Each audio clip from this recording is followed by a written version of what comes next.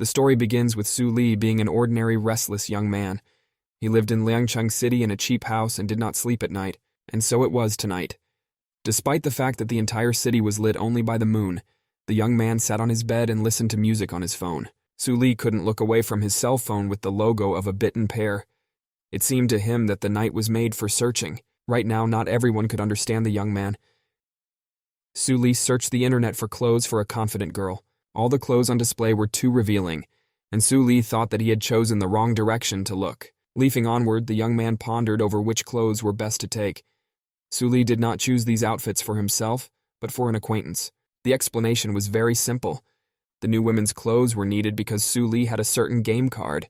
It showed a depressed first-rank girl.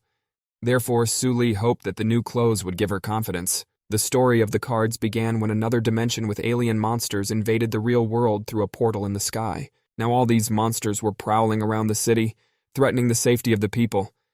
It was chaos where they appeared. At the same time, cards also appeared.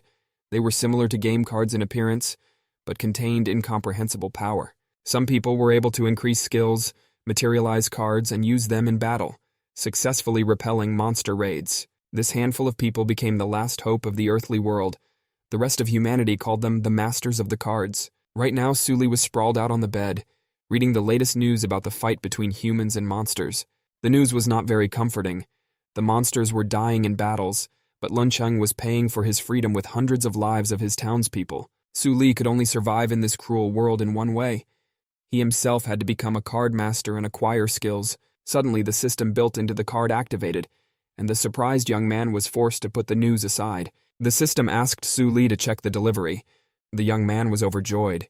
He immediately realized that the clothes for the insecure girl had arrived. If he managed to strengthen the card, its value would immediately increase at least tenfold. It was worth working on. Su Li had recently acquired the card reinforcement system. It appeared right in front of his eyes at the card market. The young man got inspired and bought the cheapest card. Everyone thought it was useless. Li had never heard anything about card masters before. Though cheap, it cost the young man a month's rent. And if it doesn't work out, he'll just go bankrupt. After checking the package, Su Li found a silk pink outfit for the girl and an accompanying letter with instructions.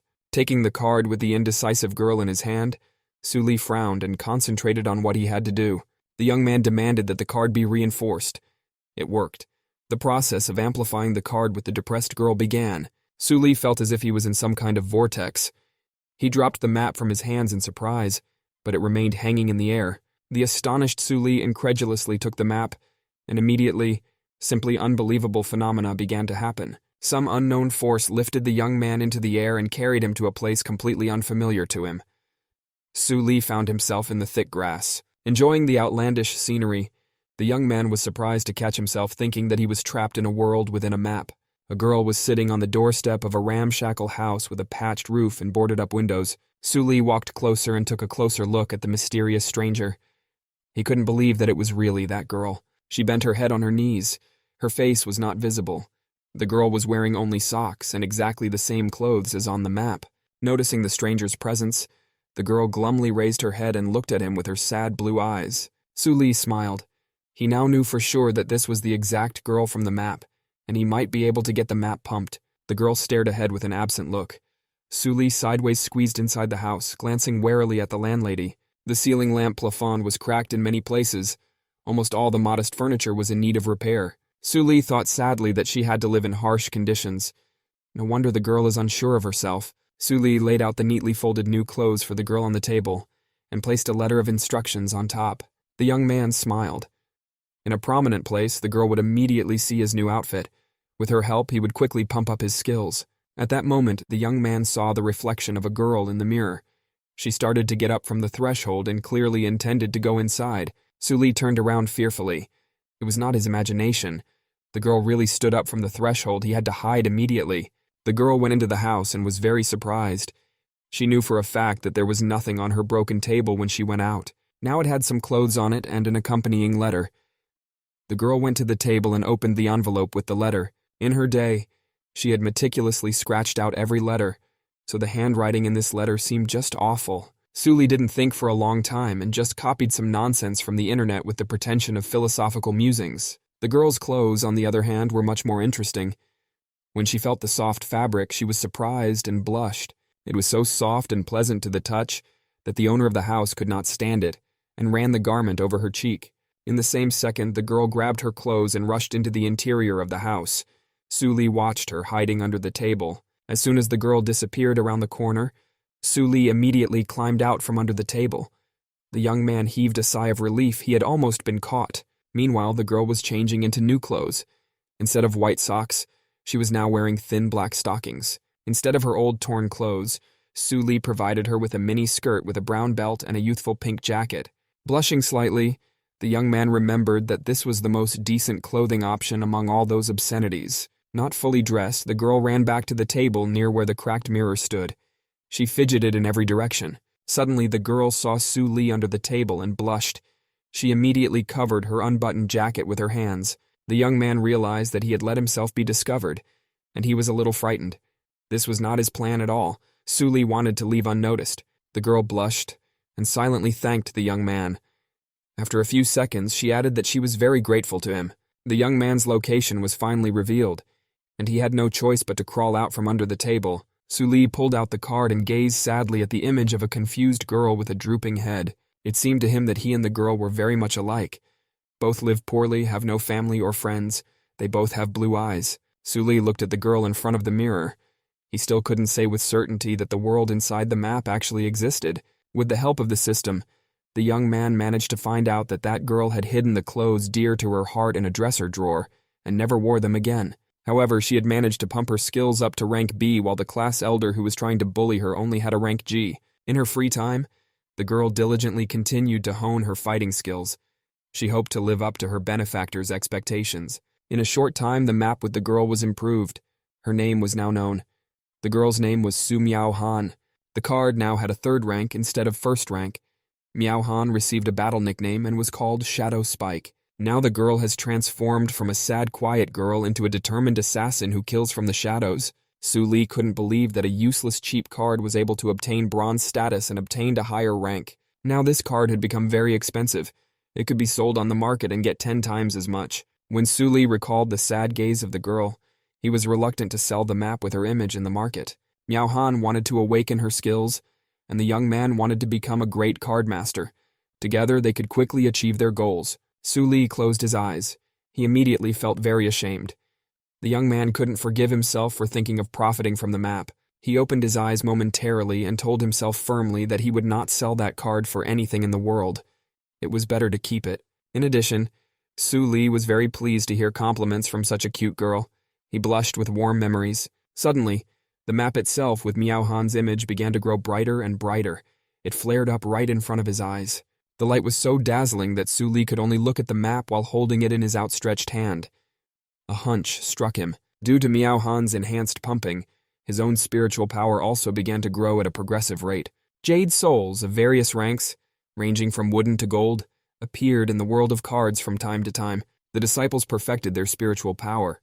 Upon reaching the age of 18, the jade soul was condensed and the disciple became a card master. Therefore, virtually all of Su-Li's free time was spent meditating while sitting on his bed, improving his spiritual skills. At one of these moments, the young man got a very bad headache and was forced to open his eyes, not realizing what was happening. Suddenly, Su-Li had an epiphany. He realized that the headache was caused by the emergence of the bronze jade soul. He had succeeded. Along with the accumulation of spiritual power, the young man became stronger physically. In addition, as a card master, he could now materialize his cards. All the cards differed from each other in strength levels from weak to strong, as well as classes. Miao Han belonged to the human class. Su-Li summoned the girl to himself. She was not a physical creature, and was only a reflection drawing energy from the map itself. The room immediately lit up with a dazzling light. Su-Li realized that the battle phantom had arrived at his disposal. The young man was very surprised. Looking at the mirror reflection of the girl, no one could say that she wasn't real. Su-Li could not believe that Su Miao Han from the card world was standing in front of him. The girl looked at him silently. The young man jumped off the bed and began to examine Miao Han from all sides. The card characters could be ordered to fight. However, upon receiving an inappropriate order, contact between the character and the card master was cut off permanently. Su-Li couldn't take his eyes off his character. Miao Han looked very realistic, just like a real girl. Due to his own spiritual enhancement, The young man felt a deep connection towards Su Miaohan. The girl smiled happily. Su Li knew that relationships became stronger over time if one cherished his card. He was also aware of the fact that among card masters, there are amplification masters who can amplify their cards. This ability allowed direct access to card information and travel through the world of the card character. Su Li had never heard of this before. Judging from the sensation, there wasn't much spiritual power being expended. A new system notification has appeared. It turned out that the card world changed a bit after the reinforcement was completed. Su Li held the shining gold rank 3 card in his hands and wondered what could have changed so much in that universe of cards. The system offered options for character enhancement. You could choose a stealth kill to pump up the character or provide a helper. The young man realized that there were quite a few good options, but he needed to get a couple more cards anyway. The next day, Su Li went to the middle school of Lancheng City. The day was sunny and all the school buildings were lit up with rays. The first thing the young man did was visit the registration hall for anyone who wanted to fight in the duel and win themselves a card. The attendant warmly welcomed Su Li and warmly congratulated him on becoming a bronze-ranked card master. As a reward for his prestigious status, the young man was eligible to play in a win-win lottery and receive a card. A blue sphere hovered above them. Out of 1,000+ cards, one could try to knock out a silver-ranked card. The dealer said that the rest of the cards are bronze, but in case of bad luck, a wooden card may fall out. The blue sphere under the ceiling glowed. The man offered to try his luck. Su Li felt that he would get a minimal gain, but it was still worth a try, and the young man focused all his attention on the blue sphere, which was glowing brighter and brighter. The glow reached such a dazzling level that Su Li was forced to close his eyes and only put his hand forward. At the same moment, a first-rank wooden card appeared between the 2 fingers of his outstretched hand. This was exactly what the young man was afraid of. The class of the card belonged to animals. It depicted a frightened, lost snow-white fox. Su Li almost sobbed in despair. The dispenser smiled and said that many girls liked the animals. After escorting the young man to the exit, the steward suggested Su Li not to worry. With his skills, he would still receive decent cards. The young man smiled at the teacher and thanked him. They said goodbye warmly and waved goodbye to each other. Su Li leisurely walked down the school alley and registered his new acquisition. Maybe this card could be improved as well. After a few seconds, the fox card was successfully added to his collection. The young man hoped to get the fox to bronze rank as well. After finishing the registration, Su Li hurriedly stuffed the wildlife map into his pocket. There was no need to show it to everyone. The young man preferred to enhance his skills surreptitiously, so that none of the casual fighters would get wind of his ability. Suddenly, a loud voice came from behind. A tall young man wearing a fur coat demanded that Su Li stop. Barely turning his head, Su Li immediately recognized the young man. His name was Zhou Qing. This bully thought he was a great master of cards. Zhou Qing smiled and reported that Su Li had really surprised him. The young man had managed to obtain the status of card master at the age of 18. Behind Su Li's back, 2 girls were walking behind him, listening to the guy's conversation. Su Li glumly said that his achievements were not related to Zhou Qing. The young man smiled in response and said that Su Li was wrong. After all, he had been picking up trash all his life, and those who pick up trash only deserve to own wooden cards. Li frowned. He was hurt by this. Zhou Qing proposed a battle of the card masters. The winner takes the loser's card. The girls ran away frightened. Zhou Qing waved his rank 2 card dismissively and asked if the young man had changed his mind about fighting him. Su Li frowned. Of course, he had something to provide against a rank 2 card, but right now he wasn't confident in the girl's strength. The young men proceeded to the training area for the card masters.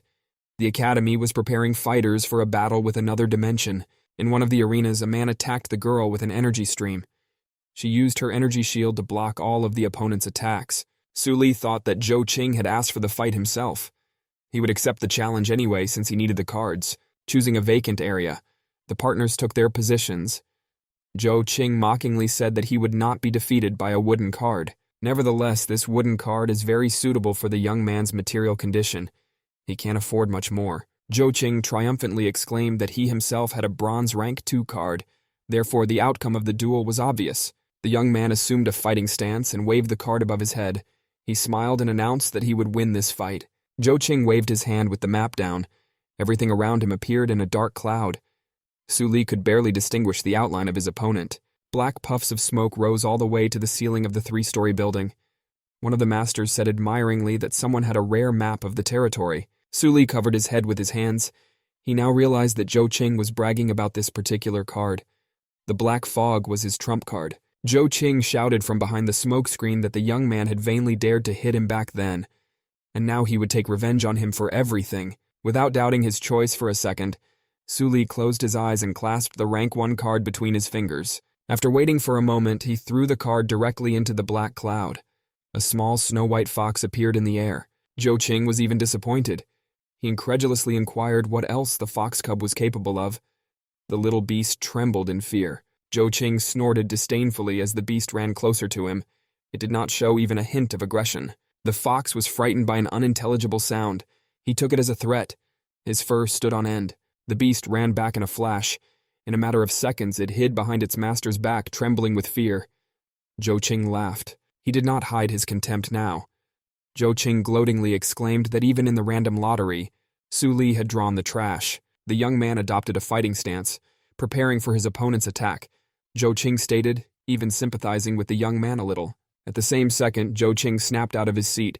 It was time to end it all and finally pick up at least a map like this. The young man ran faster than the wind, smirking gloatingly as he walked. Su Li could do absolutely nothing to him, and now he would get what he deserved. Zhou Qing was so focused on his victory that he didn't notice anything around him. Anticipating the pleasure, he swung his fist. Unfortunately, he didn't pay any attention to the girl behind him. The dagger in Miao Han's hands gleamed predatorily. Zhou Qing is sure that nothing can stop him now, and shouts to his opponent to say goodbye to his life. But he doesn't notice the shadow of another formidable warrior looming over him. It is Su Miao Han who attacks from behind the enemy to save her master. Her sharp dagger glows with a bright yellow glare. She places her dagger in an upright position, handling it skillfully, and after that, he makes a powerful kick with his left foot right on Zhou Qing's face. His face is dented and a tooth comes out. The enemy falls far to the floor with a clatter, having done several flips. He is defeated. His cheek shows a large bruise from the blow. The guy gets up, gritting his teeth. What the hell was that? The enemy kneels on his knees in bewilderment. How could Su Li attack him, who was just standing there holding the beastie in his arms? How is that possible? Doesn't his opponent have a wooden card available? Or is it actually silver? The opponent rises up, holding his wounded hand.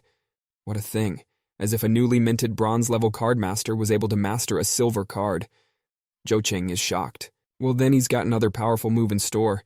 A light goes up around the guy. He's summoning bats. But Su Li remains unfazed. He only stares fixedly and snaps his fingers. At this moment, a girl warrior appears at Qin's side. The guy clearly didn't expect to see her now. He takes a leg kick right on the side of his head. What the? Zhou flies back before he can respond to such a skillful kick. Who the hell is that? And where did she even pop out from? The girl in the black cloak behind her deftly lands in a stance. How dare she interfere with him? Zhou Qing is furious. Now he intends to crush her. The card wizard takes a strong swing with his hand so that sparks appear underneath. But the opponent flies sharply far away from him. She is right under the ceiling, so there is no way to reach her. Damn it. The man is cursing, but he has time to be distracted. From behind, someone taps his finger on him. Qing only had time to turn around. That's a lanky Su Li with his pet on his shoulder. He's aiming a punch with his right fist. That was a powerful punch, and it went straight in. His opponent is flying backwards. Satisfied, Su and his beast asks his foe if, a few minutes ago, he wanted Li to say goodbye to his life. Zhou Qing kneels down again with his hand at his throat. This is impossible. Even for him, the school only gave him one card. How could this brat have gotten a second one? That's it, that's enough. Su Li asked for it. Qing gathers all his power, shouting loudly. It's time for the bat party. A magical, bright red glowing ball of magic forms around him, from which a multitude of embittered bats fly out straight towards the young hero. They look very fierce and have sharp fangs in their mouths. The fluffy white fox is all frightened by this. Su Li also remains puzzled, but his faithful protector appears before him with a dagger, in full readiness to defend him. Su Miaohan is indeed a skillful warrior. She looks straight at the threat while holding her sharp dagger at the ready. With precise and swift movements, she slashes all the bats that reach her. The dagger shines brightly white. Only streams of blood remain around as Zhou Qing tries to attack by putting his hands forward. The boy and the beast look around in surprise. What a surprise, so much blood in front of them, but no more enemies. Qing can't come to his senses.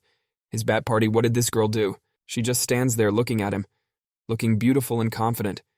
What do we do now? While the opponent stands discouraged, Su Li quickly seizes this great opportunity and rushes straight towards Zhou. Time to end this fight. He swings at him with his left fist and delivers a powerful punch right to the chest. which makes his opponent clench all over. The young card magician is determined to prevail. He must see this through. Zhou Qing is agitated and confused. Will he really lose? This is a dangerous position for him. How can he respond now? He is defeated, lying on the floor. The enemy cannot recover from such a blow and continue on. The silhouettes of the other disciples stand behind him. They saw this battle. The black mist parted. The enemy can't get up. He only moans in pain. But his magic card lies on the floor in front of him. How interesting, it has a lettuce color in the middle. Su Li's hand lifts it up. What a joy to win. According to the rules, this card now belongs to Su Li. The little fox looks at her in delight. This is a really powerful black fog summoning card that is rank 2 bronze. It has the skills of Night Devourer, slowly absorbing the powers of living creatures in the mist, and Bat Party. Su Li is having a really good day today. The new powerful card in his hand, he won it honestly. This is so great, the guy's over the moon. Now he's got 3 whole cards. The other students appreciated this card fight. They had not seen a spectacle like this in a long time. One student asks if it was a territory card. Then there is something to envy. Meanwhile, the other guy is crying and wiping his tears with his hand. He can't understand why the wooden card was dealt to him. His other friend tries to comfort him and gives him a hug. It is a sunny, joyful day. On the blue, cloudy sky shines bright sun. Happy family apartments. Su Li sits at his table and ponders. Now he has 3 cards. They are arranged in a single row. It's quite interesting. You can look at the cutie first. The joyful guy picks up a card with a red area, like the suppressed card. This one also has only one way to improve. A family of foxes was driven out of the forest by pests and driven to the snowy plains. Due to a blizzard that was too strong, the baby fox has been separated from its parents. Only by finding them can the baby fox survive in such harsh conditions. Snow plains. Even with a cardmaster's reinforced body, it's quite difficult to withstand the low temperatures. Now we have to figure out a way to make money. After all, there aren't even any decent insulated clothes. He has not too much fun on his bank card right now. Talking about card enhancement, for him even buying food is going to be a problem now. The guy is looking for something suitable for himself in his closet. He is assembled from what he found. He's wearing a warm hooded jacket and a backpack. Now we just have to hope the reinforcement goes smoothly. Begin reinforcement. He holds the map in front of him. Magical beams begin to swirl around him. Energy streaks emerge from the raised-up card. Su Li is ready to go on adventures with his eyes closed. After a time, he opens his eyes and looks ahead of him. Where is he now? He stands right in the middle of the freezing snowy plains alone. There is no one else around. Su Li looks around. Where is his hero? He must be around here somewhere. The fox, shrunken into a lump, lies on the snow near a small ledge, to the right of its owner. Ah, there he is. Su Li managed to find him. The fox wakes up and looks at the man in surprise, but it doesn't look like he's expecting visitors, much less friends. He opens his mouth and snorts hard at the hero. Su Li just smiles back. Yes, he's got that perky little guy. And there's so much snow around. The hero gently but skillfully takes the little beast by the scruff of the neck. He only manages to utter an insignificant fee. The man affectionately and caringly wraps the cub in his jacket to keep him warm. He tells him not to be afraid, for Su Li has come to help. He's determined to find his parents. Little Fox seems to like his new home.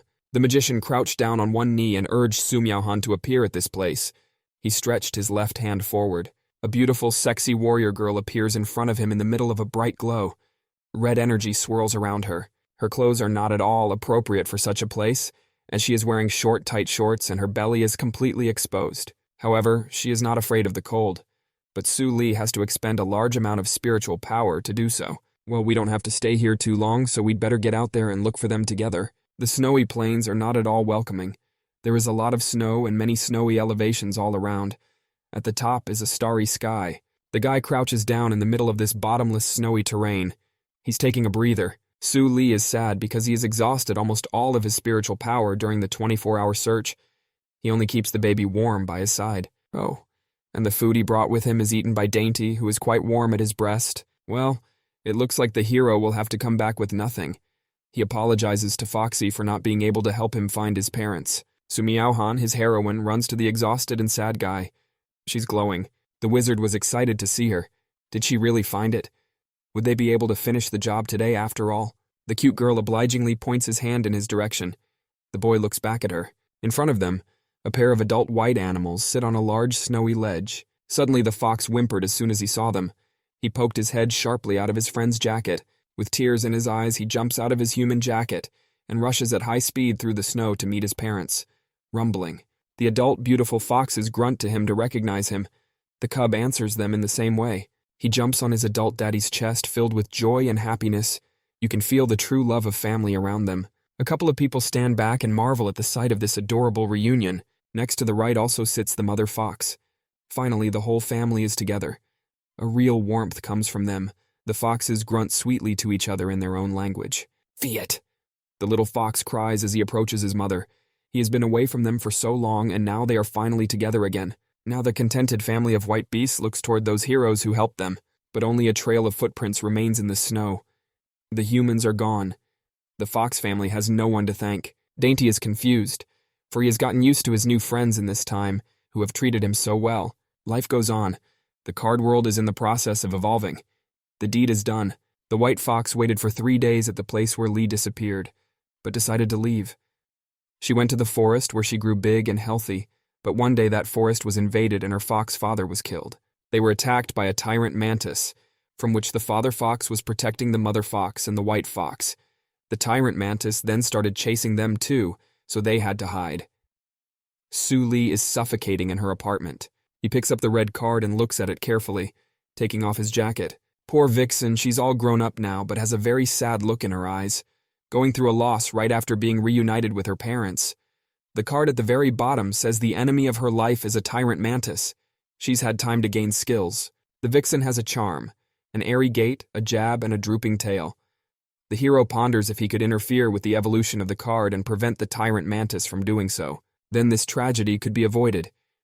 It was only a shame that Su Lee had exhausted all of his spiritual power while he was in the map world, and if the enhancement failed, there would be nothing more the hero could do. A bronze rank 3 white fox card lies on the guy's bed. Green energy clots emanate from it. The guy comes to, wipes himself down. Only one of these cards is glowing among all the others. Su Lee exulted. Here comes the reverse spiritual power from the card. Long bright energy beams rise up in front of the hero right up to the ceiling. The guy is sitting in the lotus posture at this time, concentrating. He closes his eyes and puts his head down a little, starts counting to himself. 7, 8, 9. Energy vortices begin to permeate and accumulate energy in his chest. That's better. The wizard opens one eye, bringing his hand to his head. His eyes lit up. The Jade Soul was already 9% close to moving to the silver rank. The first level of bronze has already reached its peak. Once it reaches 10%, the card master will be able to advance to the second bronze level. The energy all continues to increase. The first bronze level is almost full. Su Lee sits still, continues to sit motionless, keeping his eyes on his map. He must cross this threshold in one breath, so it's been 3 hours. It feels so good, the hero feels great. Level 2 bronze, I got it. Turquoise energy rays emanated from his body. Now the map can be reinforced again. There are several available options for this. The main goal now is to defeat the tyrant mantis, as the fox's heart is full of anger because of him. The hero is at the 2nd bronze level, while the fox father had the 8th bronze level and yet lost to the mantis tyrant. Su Lee won't be able to stand against him. If he enters now, he will simply be torn to shreds. Then there is no need to rush. The hero needs to prepare properly for the next entry into the world of the map. He looks at the magic cards lying in front of him. Su Lee might be done with amplifying the fox card, but it's not enough.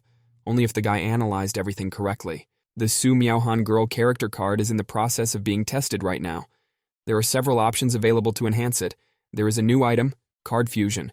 This is the most common method of reinforcement. However, it should not be done blindly. Otherwise, the item or card used for reinforcement may be discarded, and the main card may be damaged. If Su Lee were to use the system, he would be 100% sure of a successful reinforcement. Well, the owner chooses the third option. The red card rises above its master's hand to conduct the reinforcement. In front of him, it is as if a powerful portal with a bright pink sparkling glow is opening in the room. There are black areas inside. The card flies out and starts spinning near the energy portal that has been created. Now the next card is green.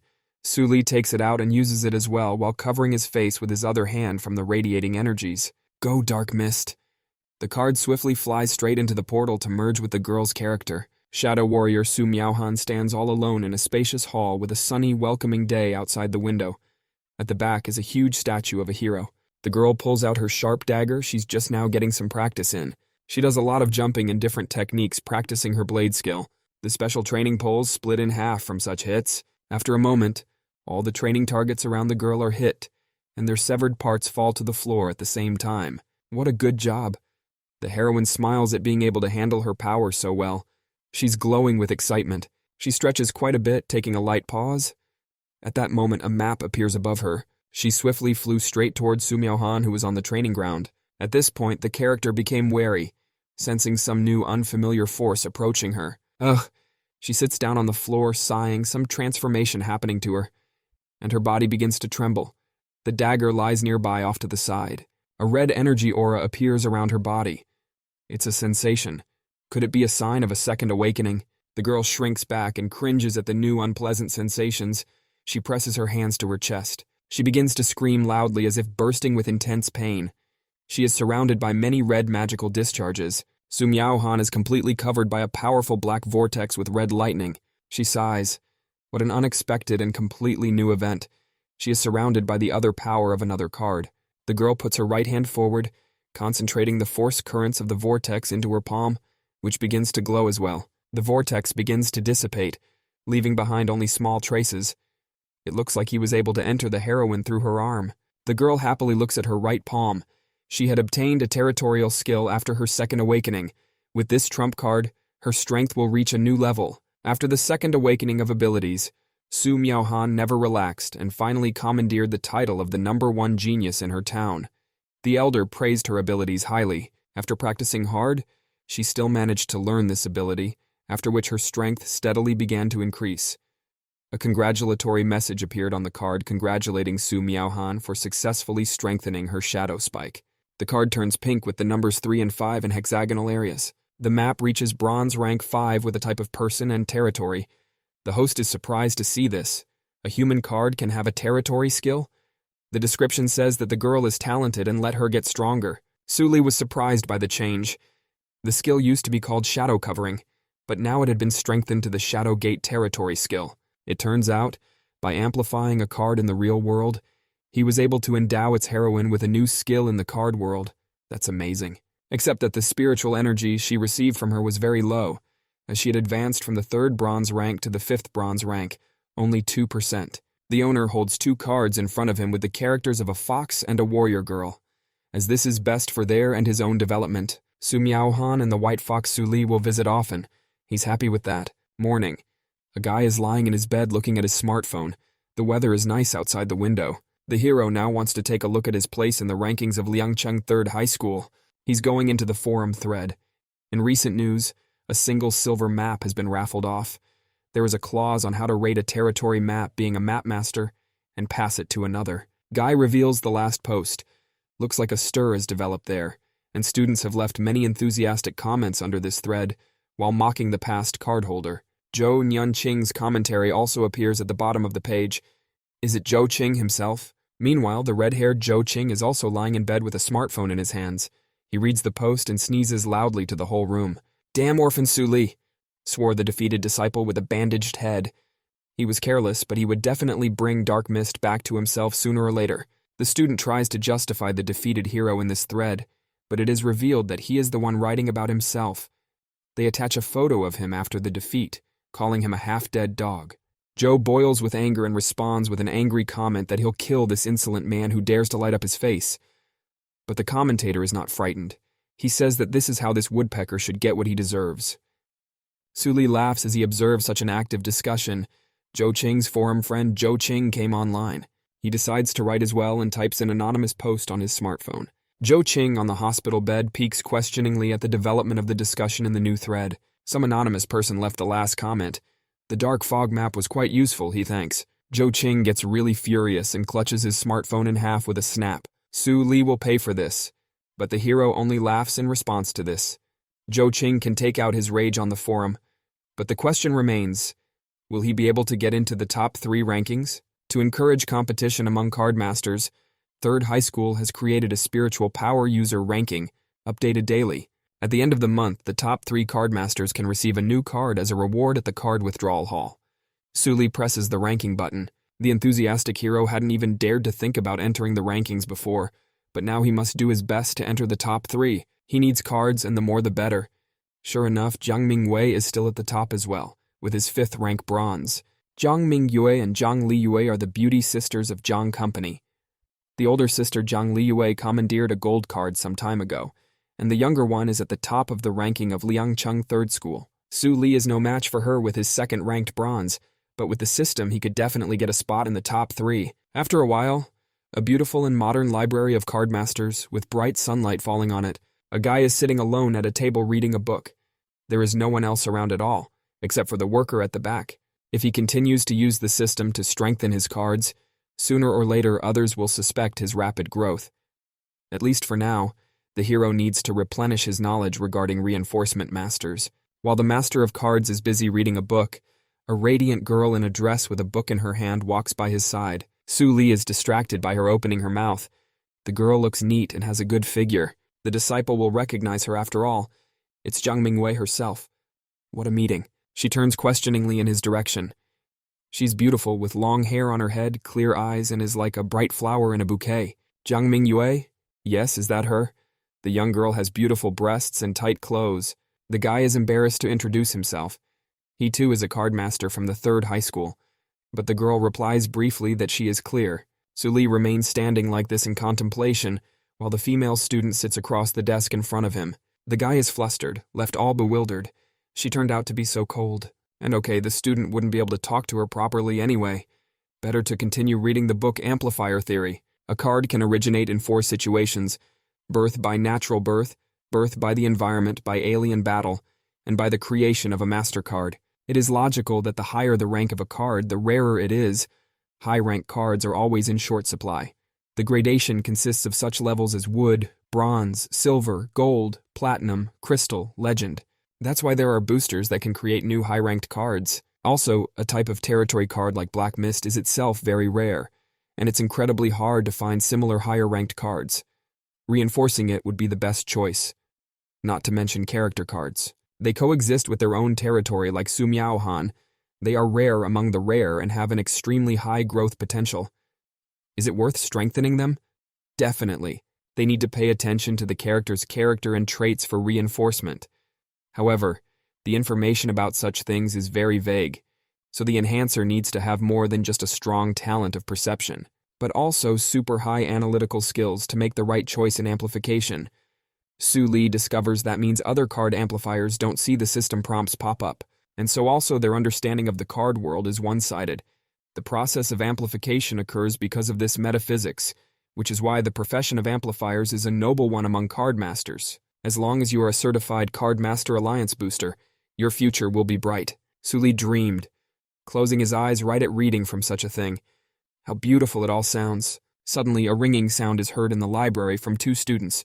Dylan. Master Su Li is distracted by his smartphone. A notification came in.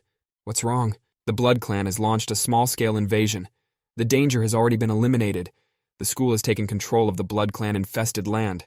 The map masters can move freely around it. Su Li is surprised. The school had just sent out a notice about an invasion from another dimension. Yes, Zhang Mingyue also received this notification. The guy asks if the girl is going to go to the infected land now. Cardmaster nods approvingly, closing his eyes. Of course. At the same moment, she turns around and leaves the library.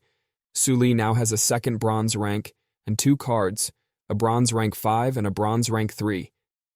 This might not be comparable to the girl Zhang Mingyue, but it should be enough to travel to the school's infested land.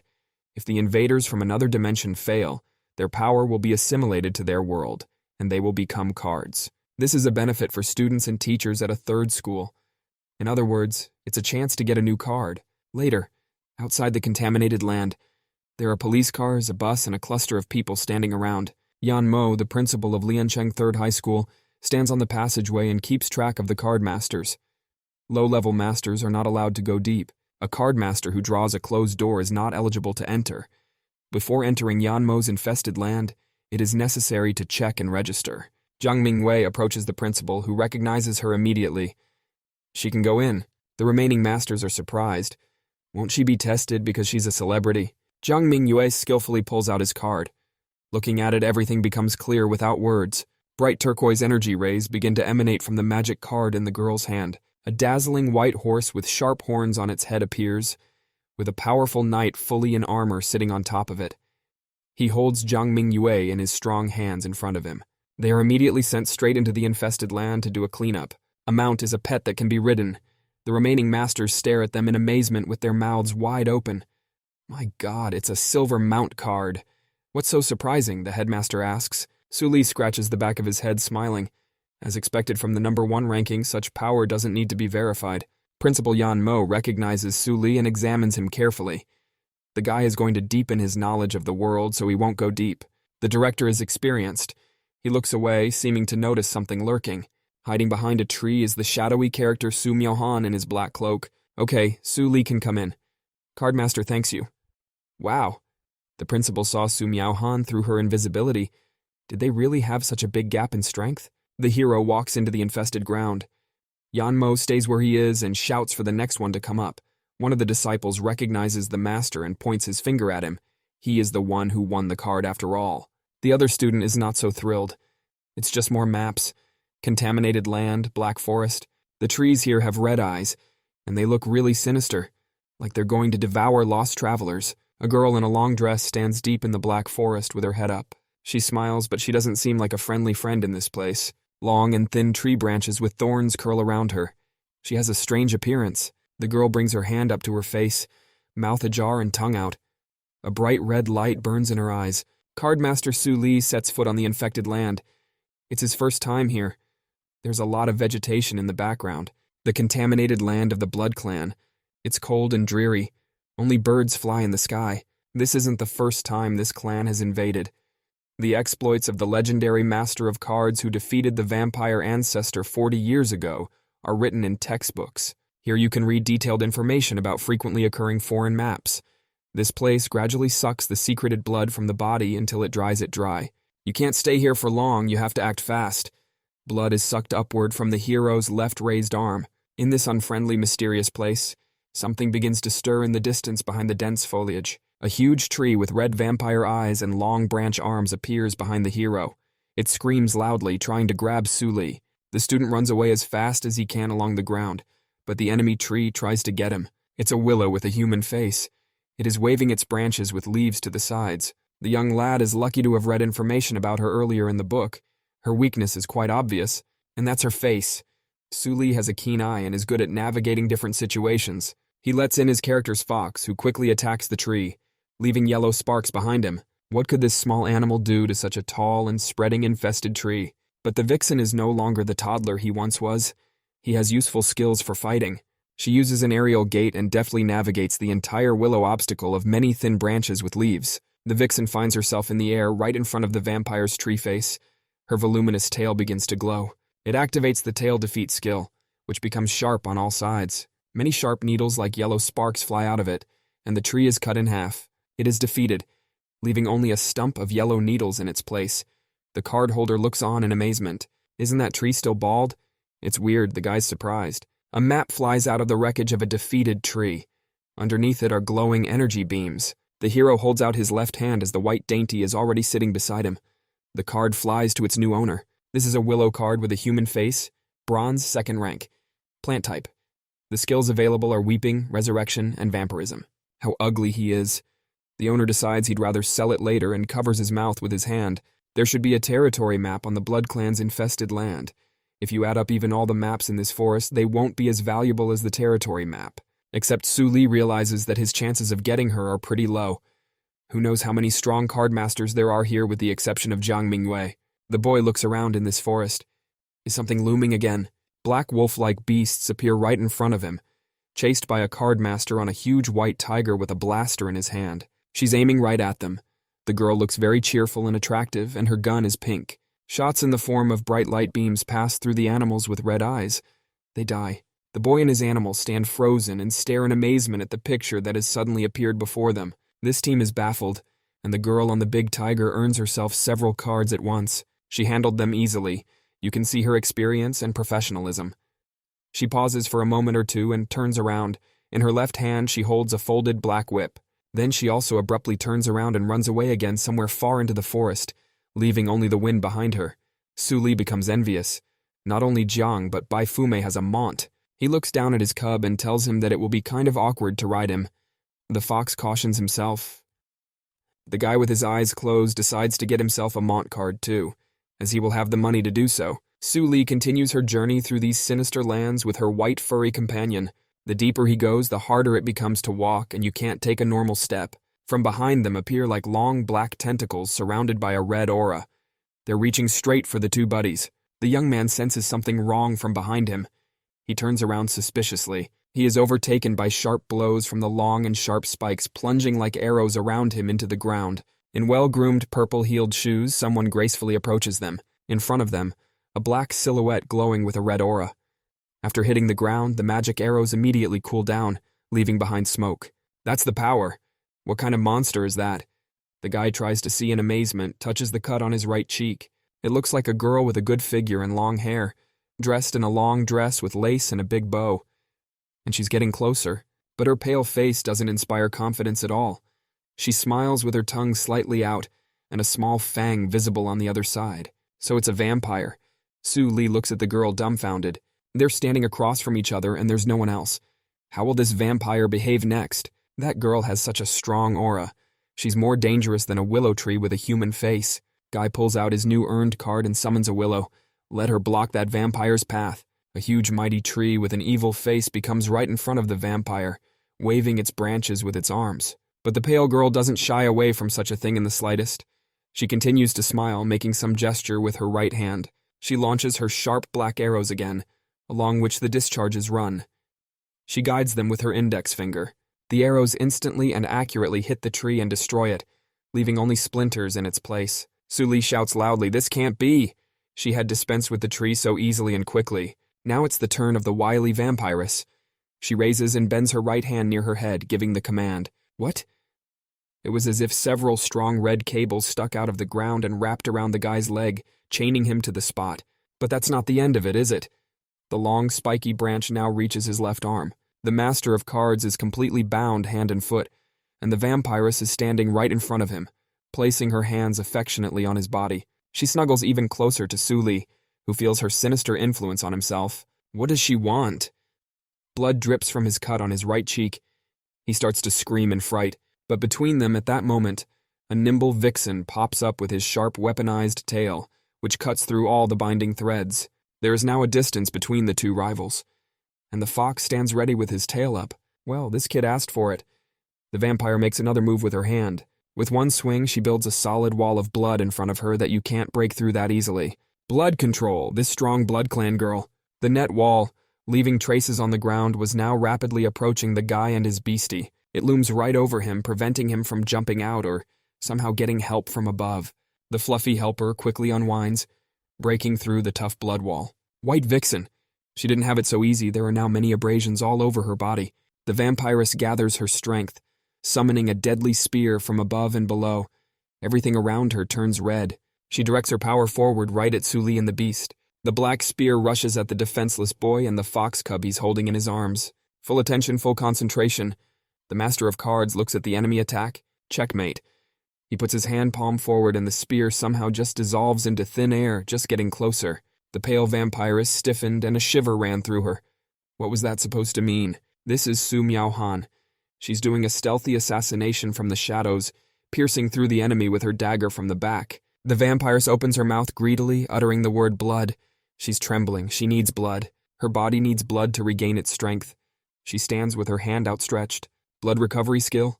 Su Li asked. Alas, it's too late. She spent too much on the spear to attack. Su Miaohan's dark energy had already spread throughout the vampiress's body, so it was useless to try to recover. The girl smiles and begins to shine brightly with a blue aura. Bright red petals seem to float around her. The hero doesn't realize what that facial expression is. It's so strange and unusual on her part. The girl falls to the floor as if transforming into a half-transparent spirit with energy and red embers coming out of it. The guy with the fox on his shoulder in the back reaches forward. He's earned a new card. It's a name card with a 5th bronze rank. Vampire Grandis, human type. Skills include blood control, offspring production, blood transformation, and bloody berserk. How entertaining. The second skill is blood conversion, which means using your own blood to restore vitality. The 4th skill is blood berserk. If she activated the bloody berserk in desperation, even if Su Miaohan could kill her, she and the vixen would die from a single blow from her. No wonder Yan Mo controls the entrance to the infected land. It's much more dangerous than one can imagine. The master's strength is now at the second bronze level, and the deck of cards is incomplete. Should he continue to go deeper into this bloody forest? The guy summons the vampiress, who immediately appears before them as if alive as just now. "Whoa!" the master shouts. For some reason, Grandis herself abruptly moved very close to him, like a lover. She smiles and looks straight into Suli's eyes and holds his chin with her hand. It's a flirtation, such a deep spiritual connection. This is fundamentally different from just receiving a card. The master is confident that he can now grow considerably. The young apprentice continues his journey through the infected land. With the help of the fox, he manages to earn 2 more willow cards with a human face. The vampiress Grandis then kills the black blood wolf with her dissecting spear, extracting another of its cards. Shadow Prickle Su Miaohan stands on a tree branch and looks at the dilapidated buildings. She touches the trunk of the tree with one hand and brings the other hand to her ear, trying to make a connection in this way. Elsewhere in the area is the master of cards. He seems to have heard something and also brings his hand to his ear. Su Li is ecstatic. This is a vision exchange with Su Miaohan. His spiritual connection with her has increased to a similar level. Wait, what is it? The man is surprised. Something seems to have happened. There are scattered cards lying on the ground in a path next to each other. Why would that be? Not far away is some girl who has been captured. She is cramped, her leg bent at the knees, sturdy branches with leaves around her. It's like she's in a cocoon that's completely enveloped by these branches. How did this happen? Is that Jiang Mingyue? How did she get into this mess? She looks really depressed. Master Su Li and his team are heading closer to the place in a hurry. He hears someone calling for help and looks around. There seems to have been a battle here. In front of it is a large tree that has managed to capture several masters. The guy stops and stares mesmerized. It's a royal willow with a human face. He's seeing signs of a big battle. So all these people were taken by surprise. They're just hanging tied up and can't do anything. The tree unleashes a mighty loud roar, the shockwave of which spreads all around. A girl from his school takes damage to her cocoon of armor. If not saved, they could die. Su Miaohan, the area of black mist. Su Li directs his character to attack. Next up is Grandis, a bloody berserker. Many sharp swords and spikes spinning in the air appear around her. And finally the white fox, a jab, also hops up on a branch ready for their battle. The royal willow with a human face is very powerful. It covers itself with its powerful branches for protection. A vampiress with a bloody spear runs on the offensive. She is accompanied by an area of black mist. She spins the spear lightning fast, forming a sharp, flat, bloody circle, ready to cut everything in its path. Grandis leaps high and aims his sharp spear right at Willow's face with his mouth open. Su Li aside opens her mouth in astonishment. "Sha," she asked. Jiang Mingyue shouts, "Grandis, beware." That tree is very strong and the vampiress got alone so close to it. Grandis remains hanging in the air as she does so, her arms and legs becoming bound by the sturdy branches of the royal willow. The character can't do anything. These branches surround her everywhere. She becomes powerless. "Shit. Trap," cussed the guy, looking at what had happened, gritting his teeth hard with anger. Meanwhile, Su Miaohan skillfully makes cuts with her sharp blade. She frees several people from imprisonment and lands. The master of cards tells his Grandis to return. The saddened vampiress comes to her senses. The gap in levels is too big. Then the rest can be left to Jiang Mingyue. The girl is now ready to perform in battle again. She picks up her purse and skillfully holds a few cards in her other hand. With one card, she immediately invokes spiritual restoration by covering her eyes. After that, the master causes a massive hailstorm. From the outside, it is wonderful to watch such a master in action. First comes the summoning of the ice crack, then the freezing. Jiang Mingyue and Su Li, along with their characters, find themselves on thick ice. Then comes the ice spikes. The girl skillfully handles all the cards at once. The tree appears to be completely encased in ice, emitting a loud roar and unable to move. Finally, there is a huge explosion as if after a bomb. Jiang Mingyue turns his back to his opponent. There, the deed is done. She fixes her hair. Su Li and Su Miaohan dazedly stand at the back with their eyes wide open. "Sis, she is too ferocious. How did she even get caught?" a guy asks. Several other masters are still lying on their sides on the ice, and only large ice floes remain in place of the tree. The girl master collects her cards. Just a coincidence. "The weather is nice today. Does the girl want to have a snack?" Su Li asks as she collects the cards in her purse. Jiang Mingyue thanks him for saving her and holds out the map to him. The guy is surprised. This is a royal willow card with a human face, and it has a 7th rank bronze. What a surprise. It can be sold at a very good price. The guy remains holding his earned card in his hand, but the girl has already disappeared. "She's just gone," says the card master after her. But what should he do next? What to do with the others? One girl lying weakened on thick ice is wrapped around a tree branch. She turns around and opens one eye. What again? They are all captured again by another evil tree with a human face. They are captured again. There is a loud scream. The young cardmaster girl screams loudly. The sturdy branches wrap around her body and prevent her from taking a breath. The human-faced Willow roars loudly. She immediately makes a grab for those nearby. The disciples are now hanging high above the ground, encompassed by branches. Suli looks back at them. We must hurry, for it will soon be dark. The boy is on his way out of the contaminated land. Outside it there are still people, ambulances, and other vehicles. It's busy all around. The principal praises Suli's student and says he did a good job. That's good to hear. Meanwhile, the medical staff is treating the injured. Some are even being carried away on stretchers. As a reward for saving people, Suli can now go to the Tower of Cardmasters and draw one random card. The boy thanks his teacher Jan. He's pretty much tallying up the totals for the day. 3 human-faced Willow cards, 1 Blood Wolf, 1 Royal Human-Faced Willow, and 1 Grandis. Great loot came from the infested land today. Grandis will now be the new main force, and some of the same cards can be sold for money. And that's not considering the possibility of getting a new card from the school. The angered beauty glares angrily at Suli. She says she's not done with him yet. Later that evening, there's a happy family in the apartment. The lucky winner is sitting on a bed in his apartment. In front of him are almost 10 cards in a row. Everyone says that being an amplifier is extremely profitable, and Suli really got rich overnight. He'll look at those 3 freaks first. I wonder what can be done with them. There are several items available for enhancement. One of them is to merge with the vampire Grandis to gain new powers. Oh, you want to merge with a hottie like that? You wish. So the cardmaster decides to go for the second option by synthesizing one Willow with another. A brightly glowing area with energy vortices appears in front of him against a white wall. A new enhanced 1 card of wood flies out of it, glowing with a pink aura. He now had a Royal Willow with a human face in front of him, a bronze card of the 7th rank. Still, the guy had done the right thing in combining the 3 Willows, gaining such an enhancement. Guy lies down on a pillow to rest. He closes his eyes and contemplates. Enough reinforcements for today. It's too dangerous to venture into the world of bronze cards when you're only at the 2nd rank.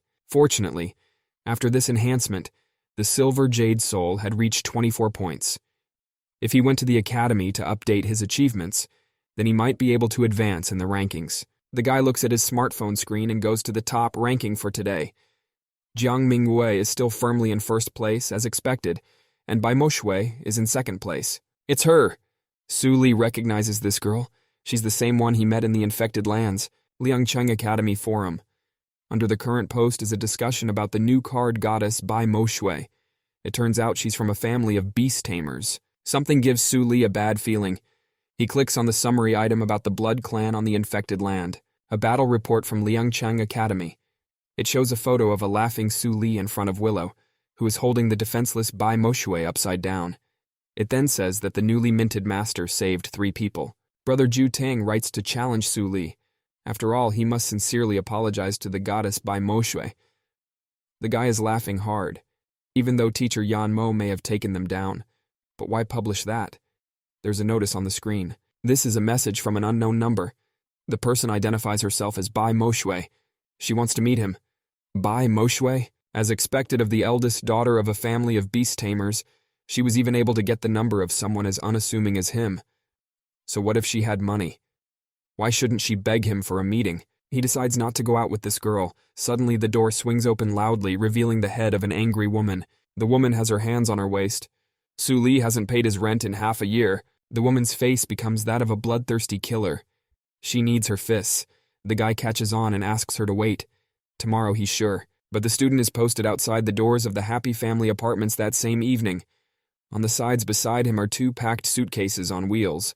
It's different outside than inside the apartment. It's cool and there's a breeze. The river flows 30 years west and 30 years east. That's what the boy thinks. That means things can change. He's walking down the street. It looks like the master will have to sell the unwanted cards as soon as possible. The funds are needed not only for the development of the cards, but also for the necessities of life. A sharp dagger is required to strengthen the Su Miaohan card. It could also use a helper. The vampire Grandis was turned by Baron Carlos from a noble family. Her psyche is extremely unstable, so the vampiress needs help finding herself. Also, a sleek umbrella to protect her from the sun's rays will do. The next sunny day, Su Li stands in front of the KDD building. He is greeted in the spacious lobby by an employee in a business suit. "Welcome to CDD. What can she do for him?" "Guy came here today to sell his cards." He's showing them in his left hand. The worker responds in a friendly and courteous manner to have the master of cards wait in the guest VIP room for a while. She is young and charming. He takes a seat on the sofa and eats the fruit. The TV is broadcasting the latest news. The Cardmasters Alliance has developed a correspondence detector based on the equation of the degree of connection between the cardmaster and the cards. At present, the compliance detector has gained commercial popularity. As a predecessor in the commercial card business, the CDD utilizes the most advanced technology. Relevance. What is this news anchor talking about? Really, whether it's Grandis or another card, you can use them as soon as you get them. The love level of all his characters was almost at its maximum. Su Li became curious, how well does he fit them? The worker appears before him and apologizes for the wait. The final grade for his royal willows with a human face is ready. They would purchase each one for 200,000 yuan, and along with that, the platform would provide 10,000 yuan as compensation. Does he agree with this? The guy's just stunned by this. His apple falls out of his hand. So much? Su Li comes to his senses and informs him that the price is reasonable, and he agrees to sell them to KDD. Okay, that makes 410,000. The cardmaster puts his smartphone to the employee's black mobile device. Su Li had become a cardmaster in a short time through the power of the system, so now he still had such a sum of money in his account. By the way, the guy reports that he would like to purchase some cards. Good. He can browse the cards in their store at will or find them and buy them online. KDD also recently launched an in-app promotion, offering users a minimum of 1 yuan and a random surcharge of up to 8,000 yuan, and the chance to get a knife. The guy picks up his tablet and looks at it all, pondering. A wave of wealth has arrived, but still have to plan a budget. They're going to shear the sheep. He hands the device to an attractive young woman and tells her he needs to confer. At this moment, a message from an unknown number from Bai Moshui comes to his phone again. She wants to meet him. Su Li interjects to ask if she is here. He wants the girl to do him a favor first. He needs a knife. Bai Moshui sends smiley faces and 3 question marks. What's the matter? Su Li sends the link in blue. KDD helps 99% of the people. Whoever joins will get a knife.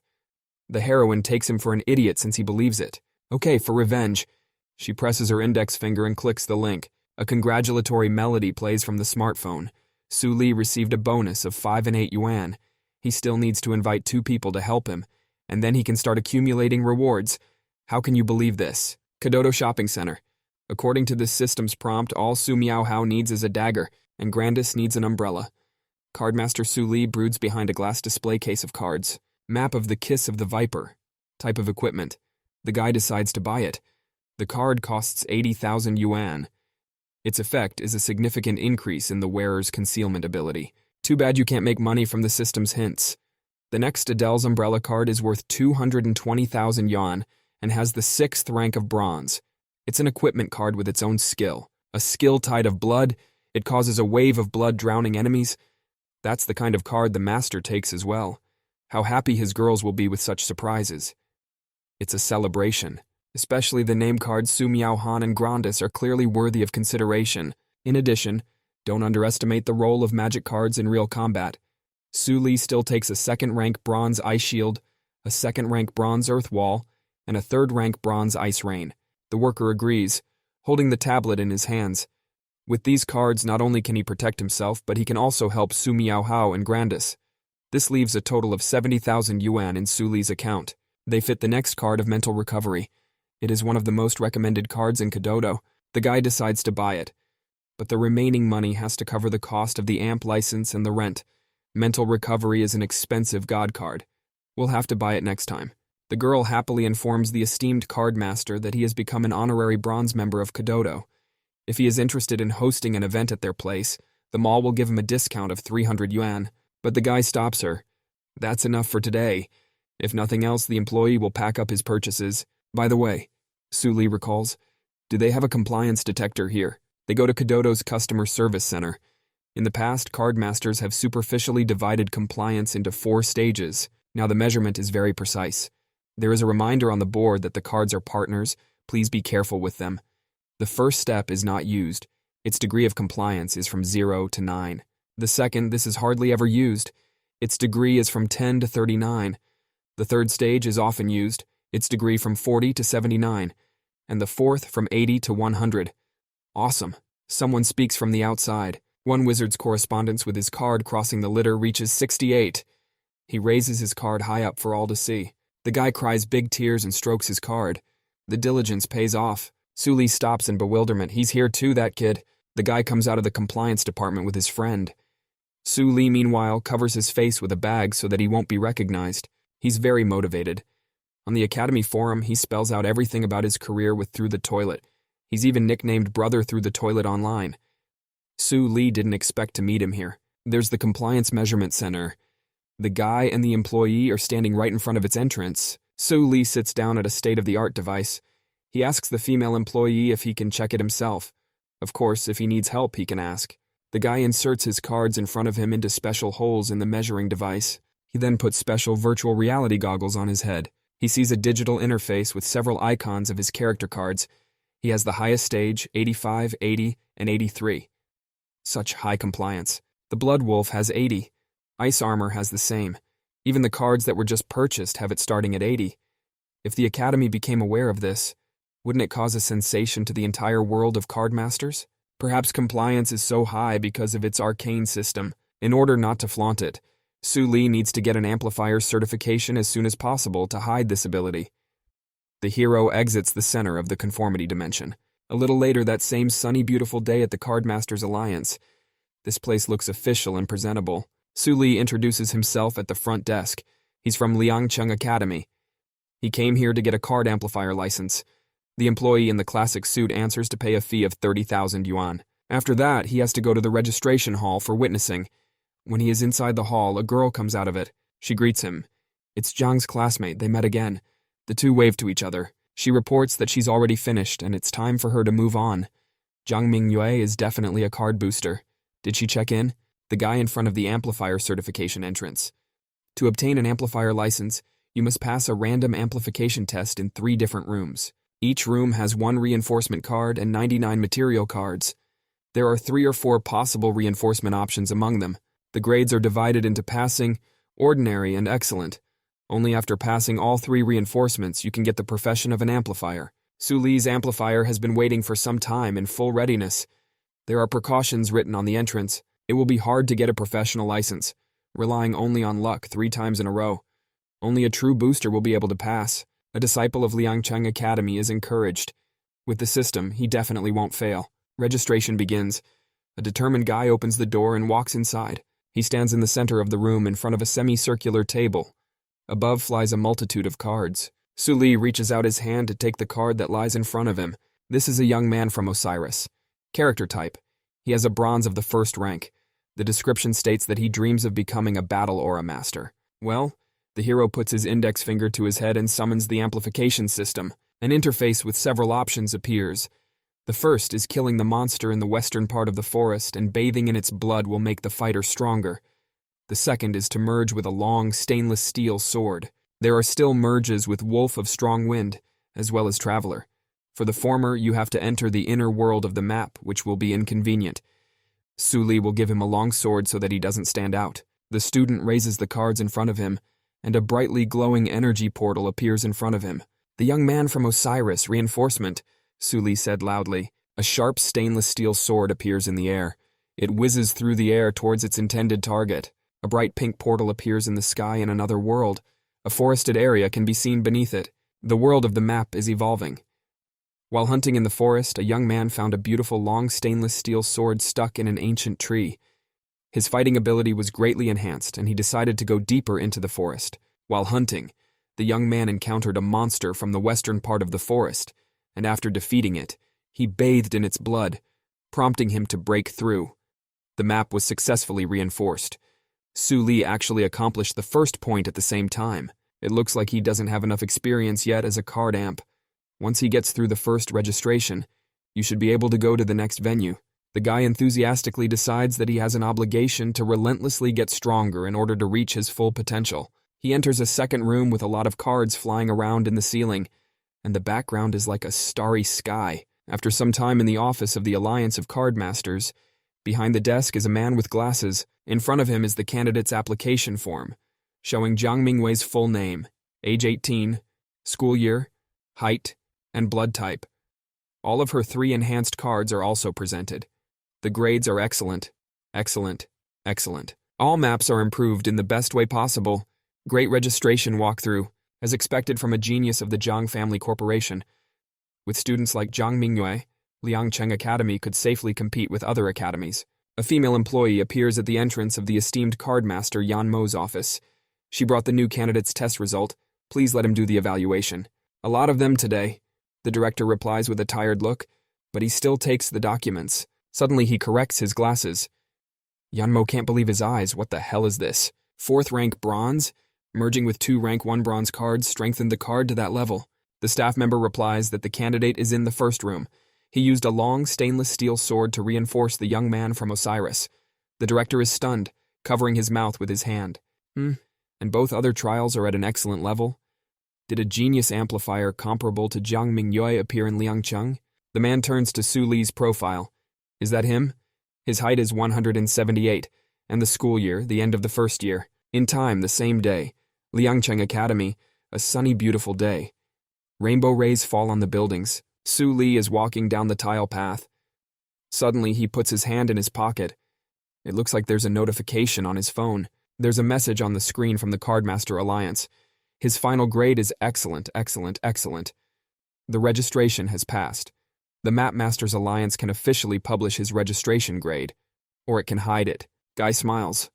Right now he doesn't have any thoughts for joining any force yet, so there's no point in posting it. So he chooses TD to hide it.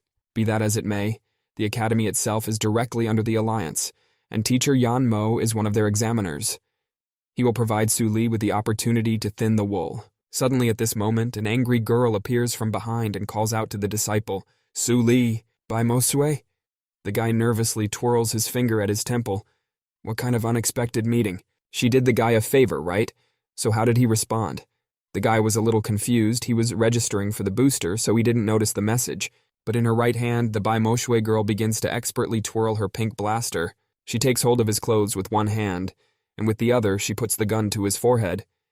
Did he think he could fool her so easily? Su Li raises his hands in the air in bewilderment. He refuses. Don't let him get excited. He's her savior. Is this how she treats her benefactors?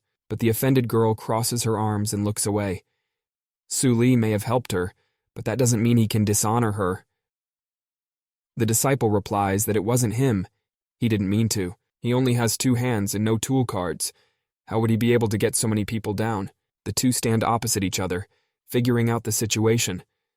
The girl holds a card in her right hand, thinking about it, but because of this incident, Bai Moshe's ranking has plummeted, and she has disgraced herself in front of her family.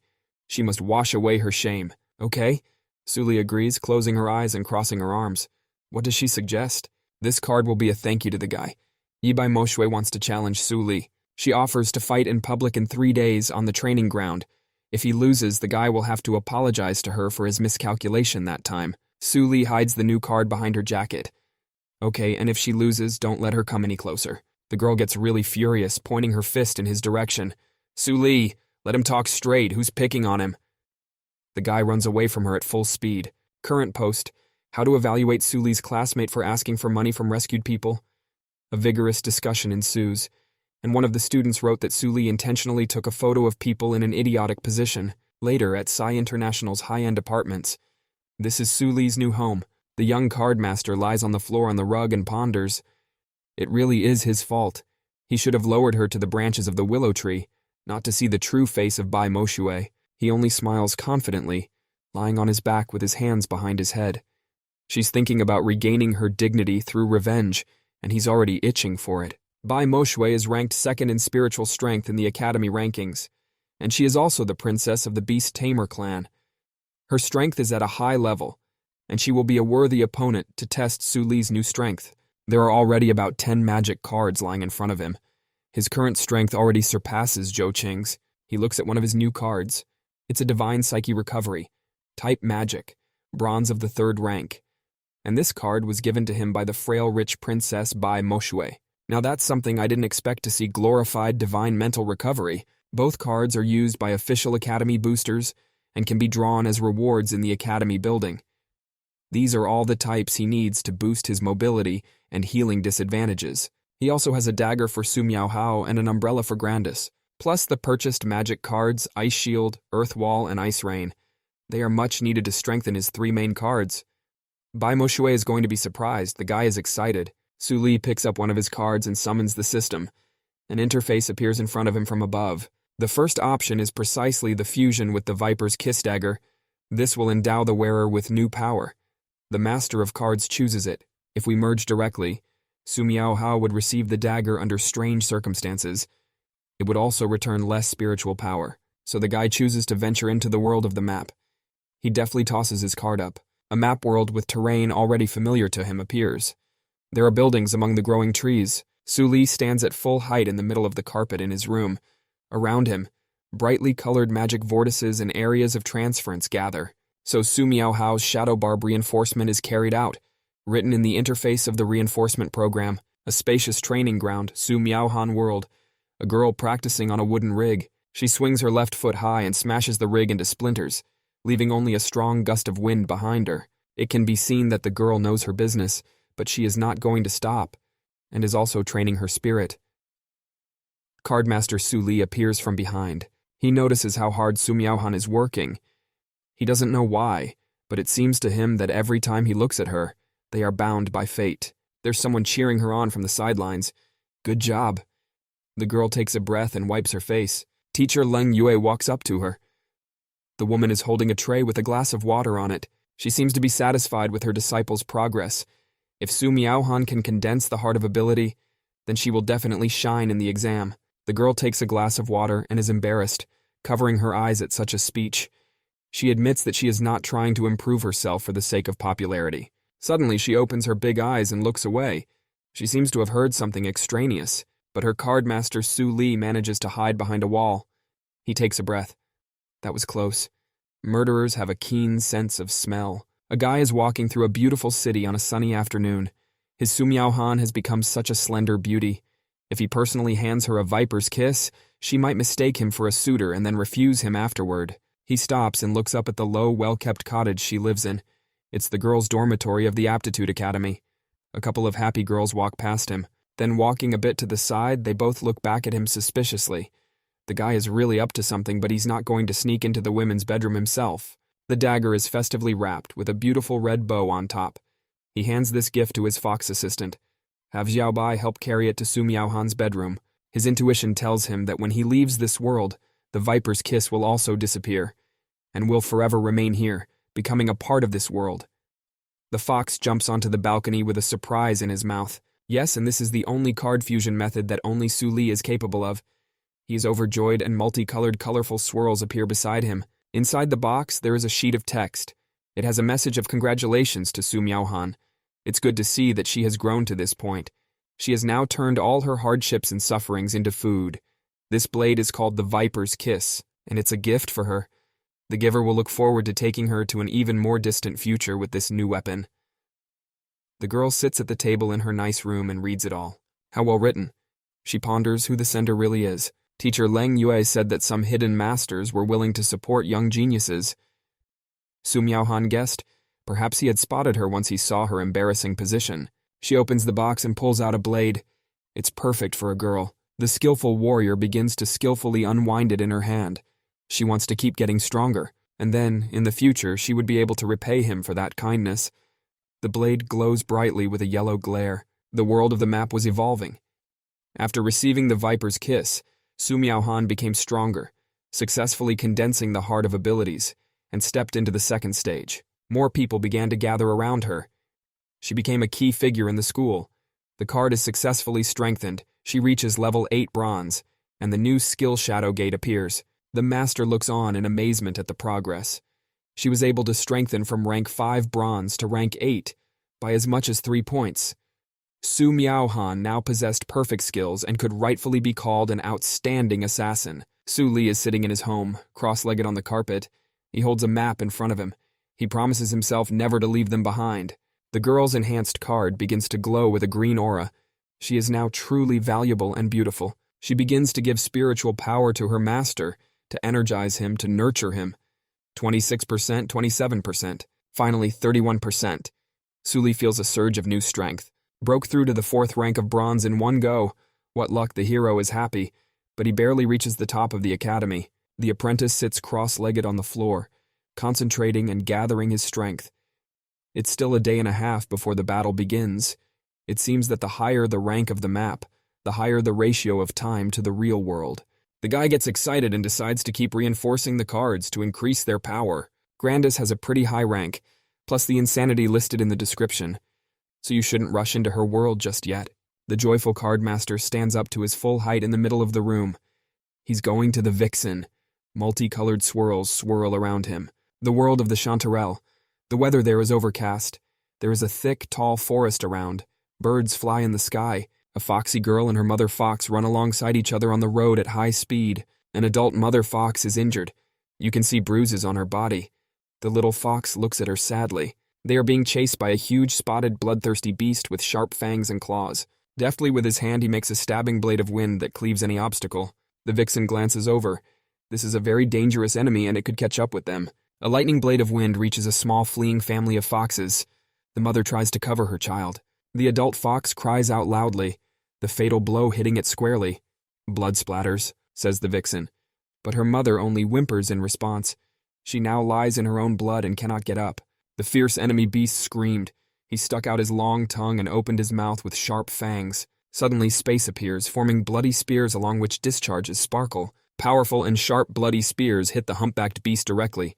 The impact is so strong that rocks start flying apart. The powerful blow carries the beast far into the forest, leaving behind a deep trail of track and raised dust. The trees stagger, and the little fox looks after it and sits in front of her mother. And God said, "Heal." The hand of the master is raised up, and above it is a card with bright yellow rays coming from it. It was as if a heavenly yellow healing light was falling on the adult fox's body, enveloping it with its life force. Q. Xiaobai rejoiced. A pleasant warm aura appeared around her. Suli is in front of her, a card flying back to him, restoring his strength. To his left is the vampire Grandis who made the hit, and on the right is a motorcycle. With card in hand, the guy looks earnest and apologizes for being late. Xiaobai becomes absolutely delighted at the sight of his good friend. Chiong Chiong, she greets him. Around the vixen, small yellow plushies float and glow. Q, she joyfully jumps on the guy's chest. Ah, Suli is also happy to see her awake and healthy. It's been a long time, I think she missed him too. Foxy looks at him with her pure-hearted eyes. She closes her eyes and just lulls herself into silence, warming herself mentally beside him. It's a very warm encounter. The guy sets her down on the ground. She is still with her eyes closed, sitting concentrated and peaceful. There is a yellow glow around her. Suli is astonished. Could it be that her talent is awakening? The mother fox level is at the bronze rank, so the healing effect of the holy light technique should be strong. Behind the trees at this moment, there is a loud roar in the forest again. All the friends look in that direction. The bloodthirsty huge beast is still alive. It is even more enraged and shakes off tree branches and leaves. The power of the Vindicator reaches the highest rank of bronze. The cardmaster looks ahead and ponders his course of action. The mother fox is in a bad way, and the vixen must not be disturbed. She is gaining strength to awaken her talent. Well, the vampire Grandis will have to do battle. She will use her blood madness. But first, Suli uses his new cards. He's unleashing Ice Rain into the battle. The powerful beast closes his hand against such a thing but continues to stand. He was not afraid of such cold.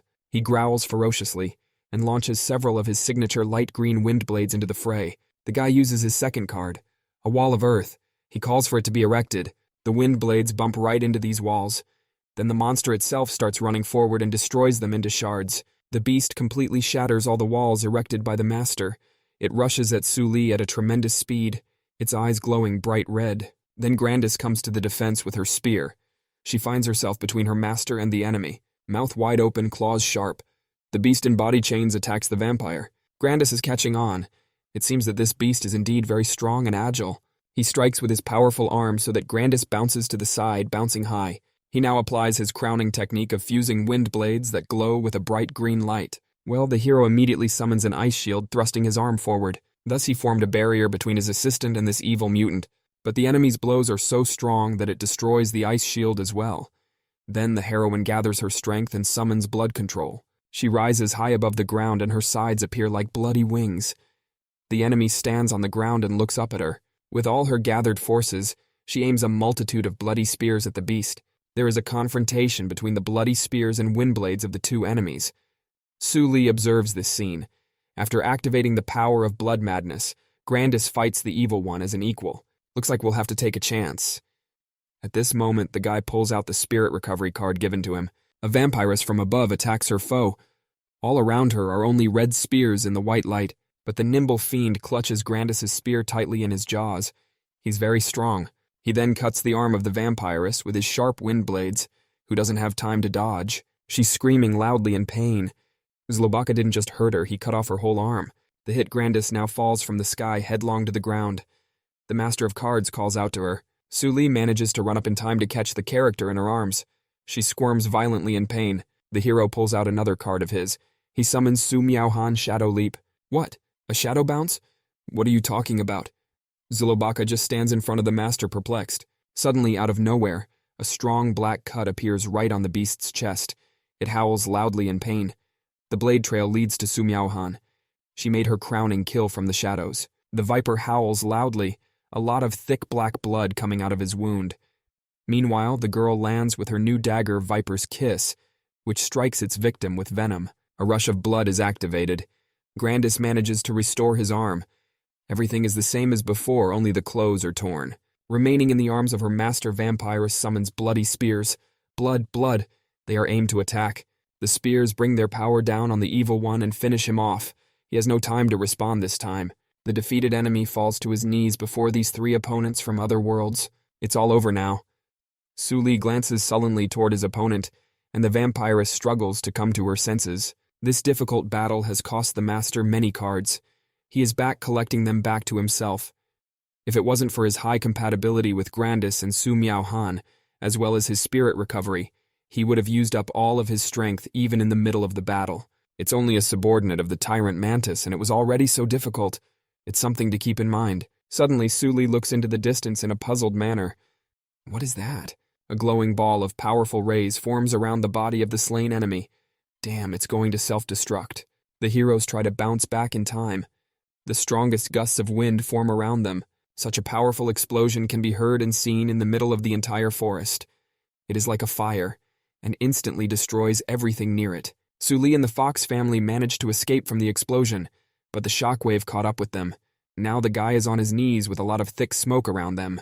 This outgoing smoke is quite unpleasant, and the hero covers his nose with his hand to avoid breathing it. But what's the matter?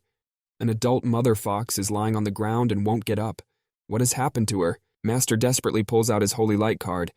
Damn it, he lacks the spiritual power to use the Holy Light. Spirit regeneration can only be used once a day. The hero can only hope that she can hold out. But suddenly the fox stops him with her paw. It's poison. That's what it is.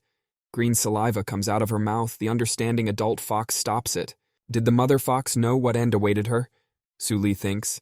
Yes, she nods approvingly, taking one last look at her little girl. The white dainty does not react. She is still sitting with her eyes closed and gaining strength, and the weakened mother fox licks her. A poisoned mother fox takes her little vixen with a warm yellow aura by the scruff of her neck. Mother fox brings her up to Su Li. She is shaking all over and her whole body is unwell. The saddened guy looks at her with an understanding look. He tells her not to worry. Su Li will definitely take care of the vixen. A very touching moment occurs between them. Green saliva still flows from the mother fox's mouth, but tears well up in her eyes. The guy is on his knees. He also wipes his face and looks at his glowing character. The mother fox is lying on the ground and is no longer moving. Su Li made a slide at the burial site and placed the tombstone on it. The sun is already setting, about to hide behind the clouds. At sunset, this is how Su Li and his fox farewells his mother fox. The hero strokes the vixen's head and instructs her to be strong. He says that her mother will always watch over her from the other world. Foxy covers her eyes understandingly and sheds a tear. She has gained strength by now, but what is suddenly happening, the hero does not understand. Bright and powerful yellow rays begin to emanate from the animal's head. Then they completely surround the vixen. She continues to sit, with some larger silhouette appearing behind her. At this point, the baby suddenly grows in size. She becomes more mature and graceful. Is that really the power of awakening? The hero looks at her with his mouth open in amazement. The graceful fox becomes very big. even bigger than Su Li himself by a factor of 2. It grew right in front of his eyes. Now she opens her eyes, but she has a very different look in her eyes. The fox thanks her human friend. The hero looks up at her in rapture and can't believe it. Can she really speak? The furry character announces that she has unlocked part of a gene circuit just for the use of telepathy. She keeps her paw on her chest. She sits up on her hind legs and lets out a loud cry. The awakened vixen appeared in all its glory before the master of cards. She turns around and informs me that she wants to get stronger. Yes, just like Su Li himself. The friend agreed in response. If his abilities were strong and refined enough, and if he were carrying a detoxification card, he would be able to protect them much better. However, taking revenge on the tyrant mantis would be beyond them now. They both stand in front of the tomb and watch the sunset. The man introduces himself in a friendly manner. His name is Su Li, but the awakened and enhanced vixen pauses her head slightly downtrodden. She has no name. Then the human friend will call her Xiao Bai. He addresses her in a friendly manner and is pleased to make such an acquaintance. She agrees. Good. From now on, her name is Su Xiao Bai. The hero puts his hand on her nose. At this moment, multicolored magical force vortices appear around him. The furry beast asks if he is leaving her again. The man admonishes Su Xiaobai to become stronger. He'll be back as soon as he's needed. The hero waves goodbye cordially. After Su Li disappeared, Su Xiaobai started roaming the dangerous forest alone, defeating the vicious beasts in the invaded territory of the Fox clan. She's very resilient, but with her struggles to survive, she is constantly getting stronger. The card has been successfully strengthened. One-tailed heavenly fox Su Xiaobai. She has the 7th bronze rank. The master looks at the card in amazement. She had jumped 4 ranks and awakened 2 new skills, and even her name had changed, from White Fox to Celestial Fox. This card has significant growth potential. Su Xiaobai having given her true name, Su Li is responsible for her. He looks at the map with love and care. The card begins to emit bright magical swirls around the owner, who is standing on the floor. He counts. 34. 35 points of spiritual power. The card reinforces it. Su Li closed his eyes and concentrates. 38%. This guy is so happy he's going to surprise Bai Moshui so much. Suddenly the phone made a sound. A notification came into it. The hero turns around. Who could it be? Unknown number again. Fight at 9 o'clock. It's that Bai Moshui. He opens the door confidently and happily. The boy will show her what he can do now. Suddenly he looks away. It seems that someone else is here besides him. It's Bai Moshu's girlfriend. She also stares at him dazedly with her big green eyes. They both happen to open their apartment doors at the same time. And now they're looking at each other. Both of them scream in horror at the whole house with their mouths wide open. They can't believe it and point their fingers at each other. Both can't understand why they live next door to each other. What a coincidence. Their horrible screaming echoes even into the street. After a while, the spacious training ground of the card masters. A large number of spectators had gathered on the 2nd floor. They're here. The students saw the 2 opponents that the entire court was already waiting for. A couple of card masters are puzzled. So much attention. Suddenly there were a lot of spectators gathered. One of the academy's students cheerfully meets and greets Su Li. His name is Wang Xiyu, and he is very grateful to Su Li for saving him in the infected land of the Blood Clan. He hopes that the guy has no grudge against Moshui. The hero starts to remember. This guy was kind of suspended by a willow tree too, wasn't he? Yes. Wang Xiyu admits that among all the others captured by the royal willow, he was injured the most, thanks to Su Li. The guy chuckles and says that Moshui is making a mistake. But the girl grits her teeth and tells Shiwei to stay out of her business. Su Li reassuringly replies that they are just having a friendly duel with their cards, so there's no need to worry too much. Wang Xiyu suspiciously shifts his gaze. Friendly? A dark pink space of indignation seems to appear behind him. Sure enough, this guy claps his hand on Su Li's shoulder and says that he hopes this master doesn't flip out in a second. The hero looks around puzzled. What does he mean by that? The opponents got ready and stood opposite each other on the sides of the training area. A determined Bai Moshui tells Su Li to get started. Both of them already have their cards ready in their hands. The young cardmaster already has a certain amount of experience and an impressive amount of power, so he's confident. He holds the Vampire Grandis's card in one hand and his shadowy barb in the other behind his back. He smiles and says he'll start first then. Grandis. The wily vampiress appears on the set, surrounded by a multitude of bloody spears, arms crossed over her chest. But both, the cardmaster and his character, shudder. What's happening? The floor rises beneath them, forming a relief surface. The enemy finds himself standing on top of a large tree stump surrounded by many branches with leaves, and the roots and branches are heading straight for Su Li and Grandis. The boy realizes that this is a map of the territory, the forest of beasts.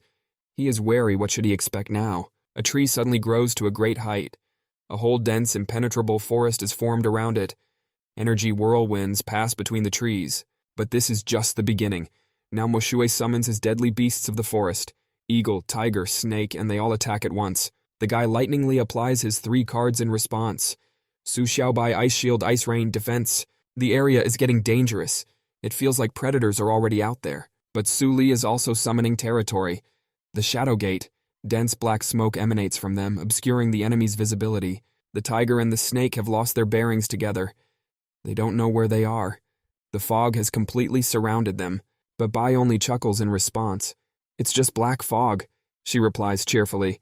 Grandis with a bloody spear appears sharply out of the mist, ready to strike. The opponent, meanwhile, has another special card in reserve, specially suited for such an occasion. Night vision. All 3 animals gain the ability to see even in such black fog. Their eyes turn green. A huge white snake with sharp fangs appears in front of Grandis. It's being controlled from behind by a sorceress from above. She wraps her arms completely around the vampirist's body, so Grandis now finds herself her captive. But a deep cut appears on the snake's body, from which blood begins to flow. It is the resourceful Grandis who has activated the blood frenzy. She delivers a series of blows on a snake to the enemy. The raptor screams loudly in pain at his injuries. The vampiress is quite strong, and the snake dares to get so close to her. Grandis concentrates his strength to land crushing blows. Blood. Blood. The mistress is furious at this outcome. She curses and calls Grandis a damned vampire. The assembled spectators are very interested in the fight. They can hear the fight. It seems to be intense, but you can't see a damn thing. But one of the academy students smiles and pulls out his card. He says, "Don't panic." He throws the card right towards the training ground and activates the translucency. Another guy admires such a cool map. Damn, everyone can see that Su Li is in danger now. Spiritual power warning. At the back of Su Li's shoulder sits his favorite vixen. She seems to notice something unusual and looks on with a surprised look. There's an eagle flying overhead. We need to act decisively and quickly before it attacks first. Su Xiaobao activates his tail and his jab skill. The sharp, brightly glowing yellow needles hit right on the bird, which screams loudly in pain. A satisfied Xiaobai is once again lying in the arms of her master. Well done. He is very pleased with her, but a new danger lurks deep in the dense vegetation.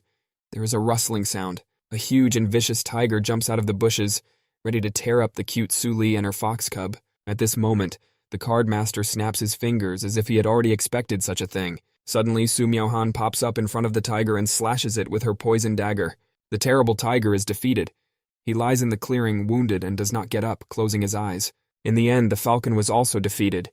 Su Xiaobao was able to reach it with her needles. The third predator, a huge white snake, is also defeated by the bloody spear of the vampire Grandis, but Bai Mushui only slyly grins for some reason. She tells Su Li not to rejoice prematurely. A forest of hundreds of beasts. Resistance to despair. She raises her hand upwards and summons many powerful, brightly colored whirlwinds with gusts of wind. Resistance to despair. Su Li is standing with the fox tiger on the grass, and I can't believe it. The whirlwinds surround the tiger and form a powerful aura that lifts him up. Then at the same time, the same thing happens to the snake and the eagle. Rebirth plus an increase in rank. Xiaobai. The brute jumps off his shoulder and goes to meet the resistance. It's her turn. Su Xiaobai is undergoing a transformation. She becomes enormous in size and strong. She gets into a fight with a ferocious tiger. Su Li stands by and watches the fight. Meanwhile, Grandis is damaged. She seems to have been hit by a piece of wood and is falling down. "Grandis!" the cardmaster shouts loudly. What happened to her? Bai Moshue is standing next to his poisonous snake. Once she defeats Su Li's territory, he will no longer have the strength to resist. She orders her falcon to dispel the black fog, finding herself on high ground between branches with leaves. But the guy knows. Unfortunately for her, it's not a territory map, but Su Miaohan's skill. Next, he pulls out his new special umbrella card and points it toward Grandis. Let her catch it. The character deftly picks up the umbrella. Bingo. The force of their contact is palpable. It fits her perfectly. The vampiress hugs the object and is energized. A rain of blood appears all around. Another trick. Bai Moshue looks down at this all happening. Well, she has something else to show for it too. She's causing a tide of beasts. Now a large herd of rhinoceros rushes from her towards the enemies, ready to sweep away everything in their path. These are very strong animals, and they rush at high speed in a coordinated manner. The vampiress was able to recover. She is awake and smiling again. Umbrella amplification. Blood frenzy. Powerful, forceful blood waves emanated from around her, completely sweeping away the entire herd of animals. Gwah! They're just flying around in different directions. The vampiress was pleased with the result. The umbrella was to her liking. The snake's offspring production is activated and its eyes turn blood red. She reaches high up to the ceiling where the falcon is hovering and suddenly bites it. Their cardmaster can't figure out what it is? Damn it, it's vampire control. The snake's blood is contaminated, concludes the girl. Meanwhile, elsewhere, a battle between an enhanced fox and a tiger is still taking place. Tiger is very strong. It is not easy to defeat him. But the shadow jump skill is activated, directed in his direction. Sumiao-han appears with her poisonous sharp dagger. She's on the case and acts with lightning speed. The girl manages to get right up to the tiger, and she pierces its head with her blade. A bright beam passes through the tiger. A murder from the shadows is committed. Yeah, it's like no one was expecting to see anything like this tonight. This duel is really something. Su Li actually crushed the eldest daughter of the Beast Tamer clan. The cardmaster, along with his characters, look at Bai Moshui. Isn't it time for her to finish now? But the girl only smiles for some reason and pulls a few more cards near her face. And really, it's time to call it a day. The hero stares at her with his mouth open. The girl brought back all 3 bronze rank 5 bronze cards. Indeed, she smiles slyly and turns to her opponent. Hey, he played the white fox card pretty well. How about selling it? She can offer him a card 3 ranks higher than her for it. But the hero doesn't even want to listen and waves such a thing away. She's not for sale. His opponent laughs. Bai Moshui is full of surprises. Is she really up to something else? Does Su Li know the difference between an ordinary card master and a clan card master? She pulls out one card and holds it in front of her with a confident look. The boy is puzzled. What could it mean? The girl characters who are standing nearby in the back are also somewhat confused. Or did something happen to them? Su Li's body, it's not moving. What is this overwhelming force? The guy appears to be surrounded by some kind of blue restraining aura. The most significant difference between the two is the divine card, the girl warrior proudly informs. Clans gather a large number of card creation wizards and enhancement wizards to prototype legendary cards. After the birth of such cards, a special procedure of strengthening them from weak to strong begins to take place. As long as the clan follows this process of successive strengthening, the cards will acquire the features and skills of legendary cards step by step, and the divine card of her clan is the final form of the legendary card god of white tigers. A divine card, Su Li said with annoyance and clenched teeth. What a surprise. Wang Xiu bowed his head and crossed his arms, commenting that the outcome was predetermined. Su Li will be crushed by the level of that card. In his opinion, even Zhang Mingyue would not prove to be a worthy opponent for Bai Moshui. What a gift. How could it be that an ordinary cardmaster like Su Li can't resist her? The spectators are discussing the fight amongst themselves. In the polluted land of the blood tap, she just had an accident, for her strength is growing day by day. She sits riding right on the head of the giant tiger. Can he feel the gulf between them now? How about this? Let him give her the fox. After all, Bai Moshui is obviously better suited for her than this guy. The boy bowed his head down dejectedly. Would she be better suited to her than him? Everything around him seemed to fade, but after all, she is his map. And Su Li has been watching her growth since his youth. He was the one who accompanied the vixen on the snowy plain burying her mother. He's the one who gave her a name. Su Li decides that he must help her recover, help her get stronger, help her. No one will take Su Xiaobai away from him.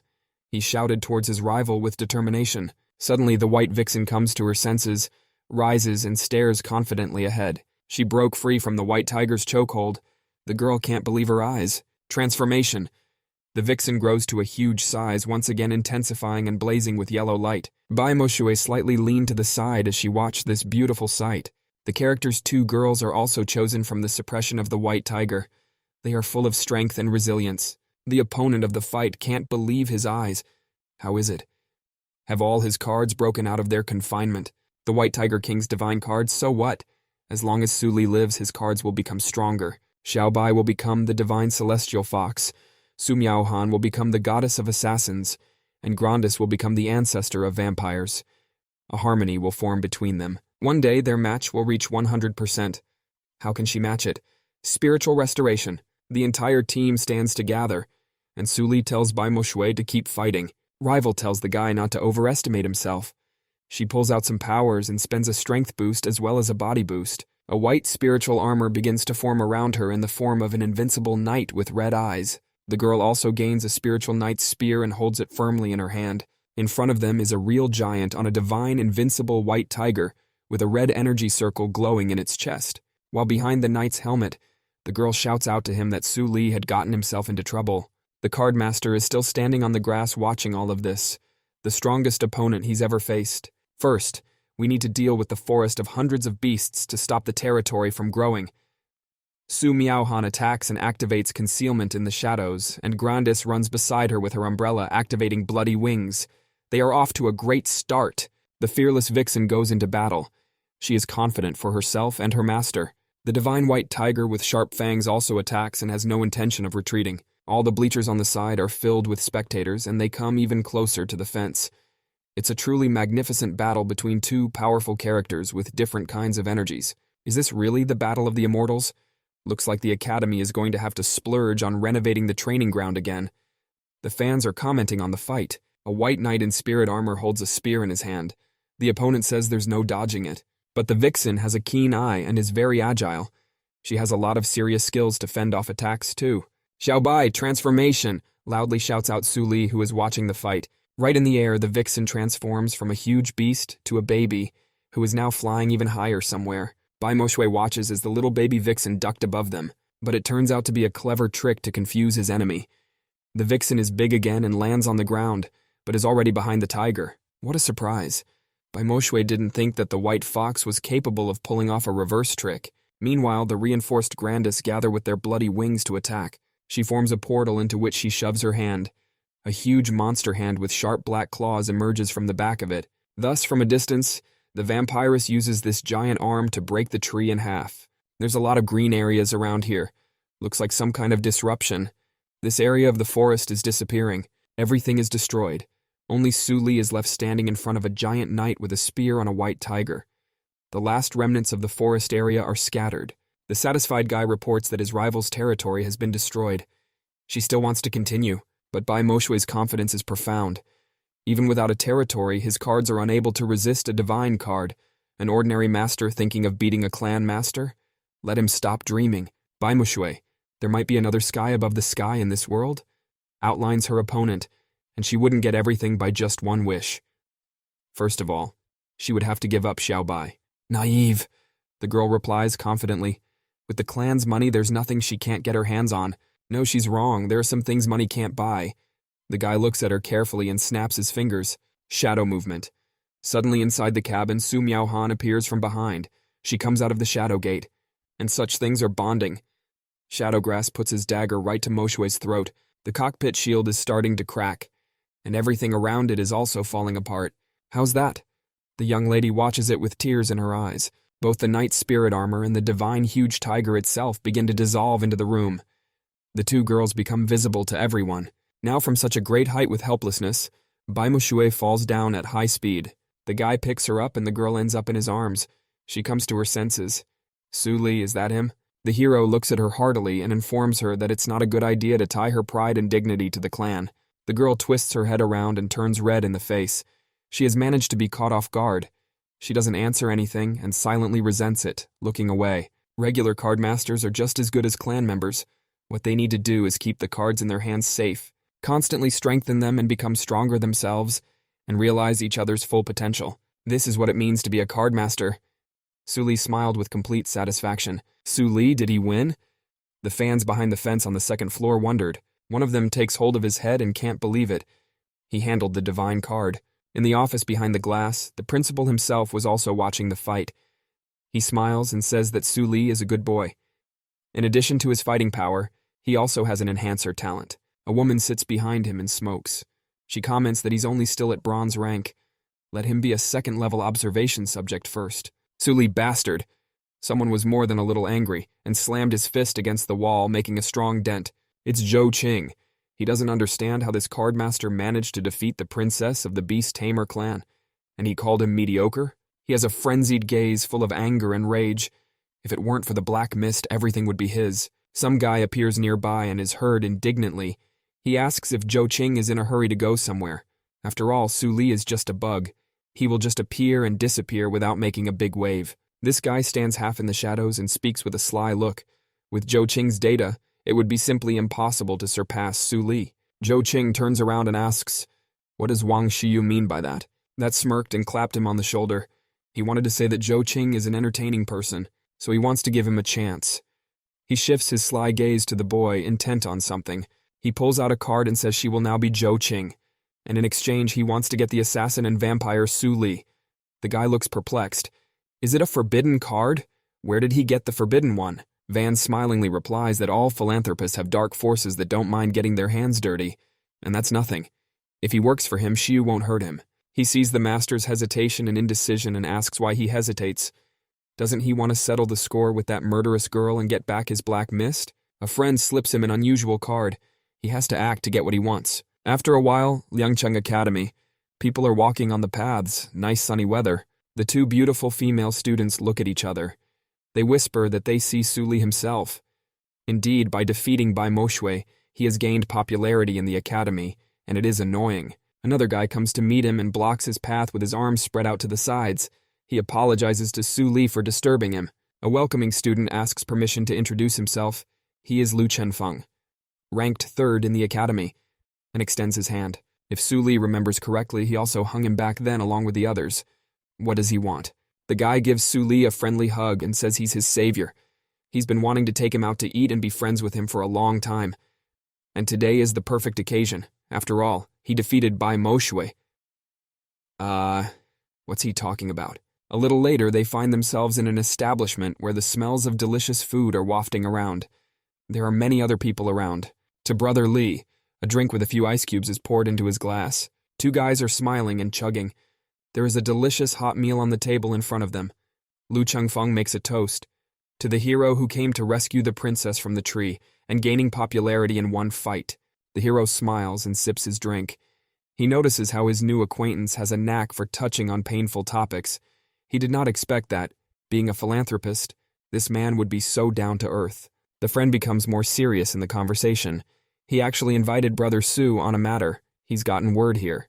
He warns Li to stay away from Wang Xiyu. Looks like he's started plotting some nasty plots against him. The cardmaster takes a drink and ponders. Wang Xiyu. Why would he target him? In this world where only strength is respected, he is the most common cardmaster. It's enough to make you jealous enough to target someone. And in the battle with Bai Moshui, he revealed all of his strengths. We need to get stronger soon. By the way, Su Li asks if his buddy knows where to get assignments for the amplifiers. Assignments for amplifiers? Lu Chengfeng ponders while taking a bite to eat. There's a place, an underground black market, the aroma of a hot dish on a skewer. Black market? That's right. Compared to the Cardmasters Alliance, the black market procedures are less troublesome, and there's no commission. There's just a lot of reinforcement requests because it benefits both sides. The map master gets all excited. He wants to go there. Buddy chuckles and replies that you can count on him. He's kind of into it too. His family will sort it out and they can go together. Su Li says he would appreciate it. The hero gives Lu Chengfeng his amplifier card. If he needs to amplify the cards, let him apply. The comrade notices that the ID card is with honors. His classmates greatly underestimate him. Chen Feng just had a rank 3 bronze card lying around that needed to be strengthened. They will follow the rules of the black market. If Su Li helps him reinforce it, he will receive 2 reinforcement material cards with a commission. Good. He will gladly take this card for himself. His comrade will be satisfied. After a while on a dark evening, an upscale apartment, a bright light burns in the windows. Su Li sits on his rug in the lotus posture. 2 cards lie in front of them, from which small clots of energies rise. He had already finished reinforcing Liu Chengfeng's animal card, and didn't even have to spend on materials in the card world. He fed the remaining 2 magic cards to recover spiritual energy, then amplified it to rank 4. The effect increased spiritual powers by 20%. However, because the hero has a low level of correspondence with them, the feedback was too low. This kind of reinforcement will not be enough.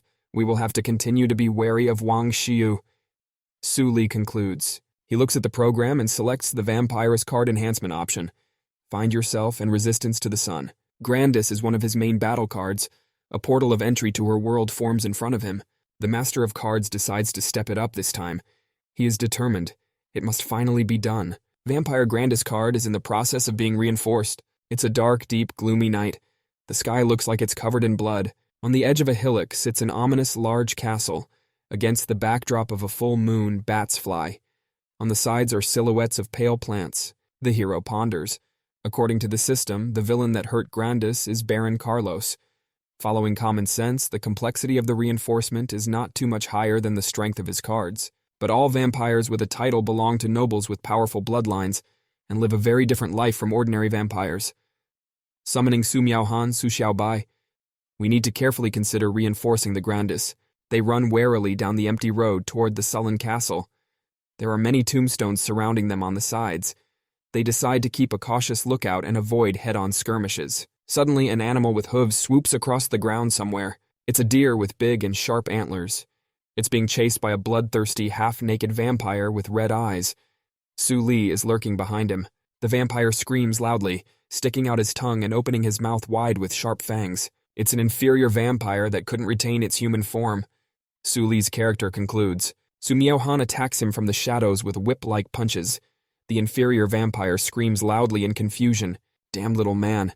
How dare she set foot on Black Forest land? The creature becomes furious. He is kneeling in front of Miaohan. Lord Carlos will make this girl pay. But the girl puts her poison dagger immediately to his neck. The vampire shies away. She forces him to tell all about this castle. The number of vampires, what area is Baron Carlos in? Su Li has a long-distance connection with his character girl. He speaks through her, and Su Li can see everything with her blue eye. But the vampire replies that he won't say anything. Lord Carlos will kill him, and it will be a brutal death. The girl skillfully runs the blade across his neck, energy emanating from it. Baron Carlos has left for his family's vampire feast, and he should be back very soon. He'd better get out of here soon, or he's going to die a very horrible death. Who else is in the castle? Continues to question the sexy warrior girl. The vampire guards and the captain of the guards, Mr. Abbott. He is Baron Carlos's strongest subordinate. Su Miaohan asks if he knows anything about Grandis. Grandis, that well-groomed girl? The shadowy thorn is all ears. Does she know something? With complete determination, she looks at him and sternly orders him to speak. It's through her that Su Li does this. He's very interested and at full attention right now. Lord Carlos turned her and made her part of his family. She didn't want to submit meekly, and began to resist with her own will. It was as if she had lost her mind, locked at the very top of the castle. She's changed and acquired a noble lineage. Lord Carlos is very fond of her, and the discovery of the blood feast seems to have something to do with her. It shouldn't be like this. How did she manage to resist Lord Carlos, and why did her bloodline change? It's not supposed to be like this. After that, Su Miaohan does her thing and kills this traitor who is left lying on the ground. She walks away with the dagger. The vampire's statement matches the information on the map. Grandis just became a vampire and is mentally unstable. And it seems that in order to balance out the difficulty of reinforcing a bronze rank 5 card, the Baron himself isn't here. What is the connection between Grandis appearing in the real world and Grandis in the world of the map? The so-called invasion of another dimension seems to be different from awareness. The guy is pensive. He looks at the amplification interface while thinking about it all. Now is not the time to think about that. We need to get to work on strengthening the Grandis. They come close to the Baron's vampire castle to rescue Grandis. The night is very ominous. Inside, you can see the lights are on. The vampire guards who stood at the entrance were neutralized by a shadowy barb. They were left lying there. Inside the castle, there were also many vampires in the spacious hall. Su Miaohan dealt with all of them skillfully. The team moved forward at a brisk pace. But in front of them, on the floor in front of them, is the leg of someone fully protected by strong knightly armor. A giant in armor blocked their way, and in his hands he holds a large mace for reprisal. He has iron wings on his back. This is Guard Captain Abbott. His strength is at the level of an 8th rank bronze, the hero remarks. He directs Xiaobai to hold him off for now. The vixen begins to transform and lights up with her yellow light. The huge fox is ready to fight. Abbott attacks. Meanwhile, the hero tells his shadowy assassin to follow him. A huge full moon in a red sky. The night continues, the bats also hover over the sullen castle. But who is in it? At the very top of her room, a girl is sitting on her bed. She has her back turned to the wall and is holding a soft toy beside her. Behind her, some man strapped with barbed wire sits on a chair. He's making agonizing noises. Suddenly he turns around, the door swings open sharply behind him. It's Su Li and her friend. Something the man tries to say at the sight of Su Li. But his mouth is tied and he can't move. Planted food on Grandis to break her will to humanity and make her drink blood. That's Baron Carlos's method? He's uninjured, which means Grandis's will is strong. So much so that she would rather fall into madness than cross the line. They release the human victim and tell him to wait outside the door and they'll take him out later. Thank you. Thank you very much. Acknowledgingly, the man thanks. The vampiress still sits as well, not turning around all alone with her thoughts and persistence and steadfastness. Blood. She is overcome with a savage thirst, which is what she is fighting relentlessly right now. She screams loudly and grabs her head with both hands as if it's about to burst. But suddenly from behind her, gently and affectionately, her waist is encircled by the arms of someone. Su Li gently hugs her, closing her eyes, and doesn't let go of the girl who is in tears. He tells her to wake up. The hero embraces Grandis with care and warmth. He tells her to come to her senses. The vampiress seems to come to life and begins to sparkle. She turns around to him in tears and asks who he is. Everything around her becomes much brighter. The guy modestly replies that he's just a passing rider in a mask.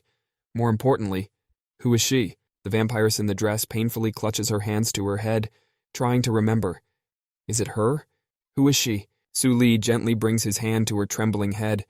He tells her to take her time and think slowly. Grandis whimpers. Suddenly there is clarity in her eyes, and they seem to light up with a new light through her tears. She's Grandis, a beautiful young girl. She lived in love and care, light illuminated her, and flowers bloomed all around her. She's the jewel of the Demon Slayer clan. She's deft with her spear and has great strength. Her raison d'être is to destroy all the monsters that oppress humanity. She is graceful and strong of spirit. But there is a powerful vampire from a noble family with sharp, bloodthirsty fangs. He is great and strong and has power. He wears a big hat and sits on a throne. He captured Grandis and bound her. Right now she has turned into a vampire because of him. The girl screams loudly in despair as if shattering herself into splinters. Suddenly she stops and falls silent, brings her hand to her side. You have to remember yourself. Cardmaster calms her down and wipes away her tears. Whether she's human or vampire, it's just a title. The most important thing is that she remains Grandis. They sit on the bed next to each other, talking frankly. The girl has her head down. What should she do? Su Li says to kill. Exterminate them all. They suck human blood, let her drink their blood. Carrying the blood of the progenitor, let her exterminate all these cursed creatures. But Grandis feels weak and sick. She asks this man to help her. The guy brought a gift with him. He gives the vampire a lovely umbrella. It will give her strength. Bloody fox. Meanwhile, the battle between the character and guard Captain Abbott is still going on. She bounces elusively throughout the high-ceiling tower. Sunlight is already beginning to filter through the windows. The heavily equipped Abbott has a hard time dealing with Xiaobai, who deftly dodges and attacks. The guard is all enraged, the white fox playing him off as if he were a boy. He misses and shatters the window, landing on the floor with a clatter and raising a lot of dust underneath him. Su Xiaobai only shakes off the particles from her shoulder in response. She is very agile and has many skills. Damn it! Abbott's on a rampage with his giant spear. He leaves behind only destruction in his own castle. Large, tall doors open into the hall, beneath which runs a patterned, rich carpet. The guard turns around in bewilderment. Who else could it be? He looks away suspiciously. Grandis gracefully walks out of the room, holding a black, lovely open umbrella behind her. Su Li walks beside her. The hero mentors her. The vampiress is not strong enough. Let her go and get stronger, Grandis. The girl deftly closes her fairy umbrella. She stops and stares straight ahead with her sizzling red gaze. Vampire. Abbott stares in confusion. Has the vampire finally come to her senses? She flies high up, holding her umbrella in her right hand. She gathers her strength, feeling the wave of Grandis's power spreading. She deftly comes up behind the captain of the guard. He doesn't have time to dodge such a thing. The vampiress bites him right in the neck. Yeah! The guardian screams loudly in pain. Abbott was finally able to be caught off guard. Su Li and the vixen watch in amazement. The vampire screams loudly, throwing her head back and opening her mouth wide with her huge, sharp fangs. Is she following the human? Baron Carlos won't let her go. The girl wipes the blood from her lips. Her eyes are covered by bangs. Grandis is determined. The huge vampire captain is left sitting on the floor defeated, with the windows all broken behind him. Grandis has done her thing and gracefully steps to meet her friends with her newly opened umbrella. Not only has her psyche and body recovered after the blood-sucking, but her strength has reached another level. The cardmaster looks at his character in amazement. The recovered vampiress steps closer to her friend and extends her hand to him. She thanks him profusely. The vampiress still hasn't asked his name. They shake hands cordially. The guy introduces himself. His name is Su Li. He asks Grandis if she has a plan. A determined and recovered vampiress announces that she is going to exterminate them all. The girl lifts her dress slightly and makes a graceful little bow. She thanks Sir Su Li for saving her. She swears eternal loyalty to him, but the sincere hero puts his arm around her and supports her. No, Grandis. He stops her. She doesn't need to be loyal to him or anyone else. He's warning her. The girl is no longer Carlos's servant, and there is no need for her to become Su Li's servant. He announces that she is Grandis from today. The girl gives him a sincere look. May she remember and not forget her inner voice and remember the meaning of her existence. Grandis is truly moved. Tears come to her eyes. He puts his hand on her shoulder and tells her to go. They make their way out of the place. Grandis thanks his savior, Su Li, for his guidance. They go outside, where Su Miao-han and the rescued man are waiting for them. Grandis follows her friend with complete trust, holding his hand. She would never forget him. After a while, a piercing scream is heard in the castle room. Who dares? Baron Carlos stands in the bedroom and sees an empty bed. Things lie scattered on the floor. The man with the huge hat on his head is furious, his eyes glowing with unrelenting anger. He threatens to suck his blood and turn him into a blood slave. The city of Armand the next day. The office of the demon slayer Rositz. There's a sign in front of the building. The three sit inside at a table and discuss. The man who was released by Su Li tells what happened. He introduces himself as Rositz, president of the demon slayers. He was accidentally caught by vampires. Then he turns to Miss Grandis. If Rositz isn't mistaken, she's the missing lady of the Charlotte family, isn't she? The girl nods approvingly in silence in response. A daughter from a lineage of demon slayers turned vampire. She will definitely be executed to set an example for others, but her friend reassures her, putting a hand on her shoulder. Don't worry, once she is strong enough, she will be able to overcome these things. The man would like to suggest that Grandis, if possible, invite her to join the demon slayer's office. He slides his hand inside his jacket. Then he takes out a piece of jewelry made of heliotrope. Wearing it will disguise Grandis' vampire identity. It will allow her to move freely in the human world. The vampiress looks at it with a sad but appreciative look. What should she do about it? Su Li's character says that she can't live among either vampires or humans. Therefore, joining the office will be her best choice. If the situation changes for the better, the subsequent evolution of the map world will go smoothly. The vampiress obediently takes the jewelry and agrees to join. She puts it on, and the hero ties it in the back so the jewelry can be used from that point on. Just then, a miraculous transformation takes place. Grandis begins to be surrounded by brightly colored force vortices. She is confused, and now begins to shine with her lovely aura. Now it's a joyful young well-groomed girl. She turns to her friend and asks how is the effect on him. The Master of Cards stands frozen in amazement for a few seconds. It's so beautiful. Nothing but stars. But Grandis is even more embarrassed and turns away from him. That's not what she asked. Well, Rositz sits across from them and raises his hands. Mr. Su Li, Miss Grandis, welcome to the Demon Slayer office. The happy guy puts a glass of water to his mouth. As it is, he might as well stick around for a few days, to savor the elegance of the vampire world. The office may be small, but the guy feels inexplicably cozy in it. A beautiful bird sits on the office sign outside on this sunny afternoon. Rositz walks over to a drawer that hangs on the wall and pulls something out of there. He opens the envelope and reads it carefully. An errand has come to his office. It's addressed to the esteemed Mr. Rositz. Recently, people have been disappearing in the villages, and vampires are suspected of attacking. The sender hopes his office will help eradicate the vampires and bring peace back to the village. All three buddies are standing outside the office.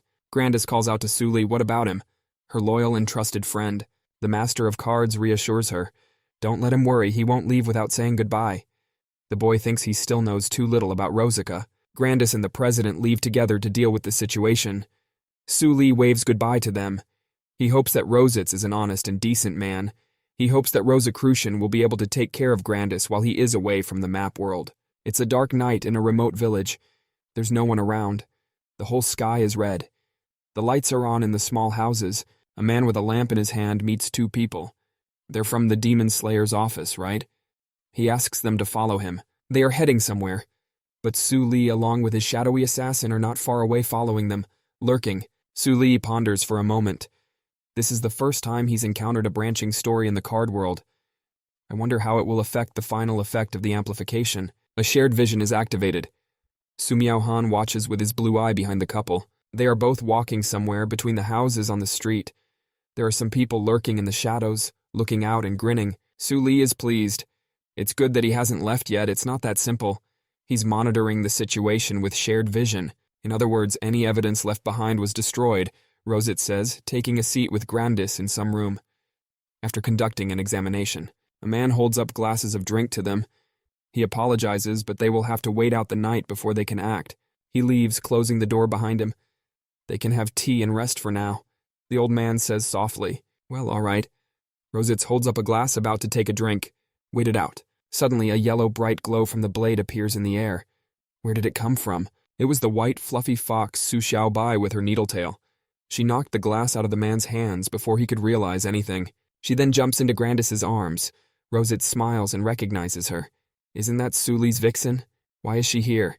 But Su Xiaobai looks down and tries to show them something with her furry paw. An overturned glass lies on the floor, from which the drink has leaked out, but noxious vapors are emitting from it. The tea is poisoned? The man stares angrily at the floor. Sparks seem to appear around him. Su Li and his assistant burst into the room. They have already caught that traitorous old man. Su Li, Grandis is calling out to him. Is he here? The guy smiles in a friendly way.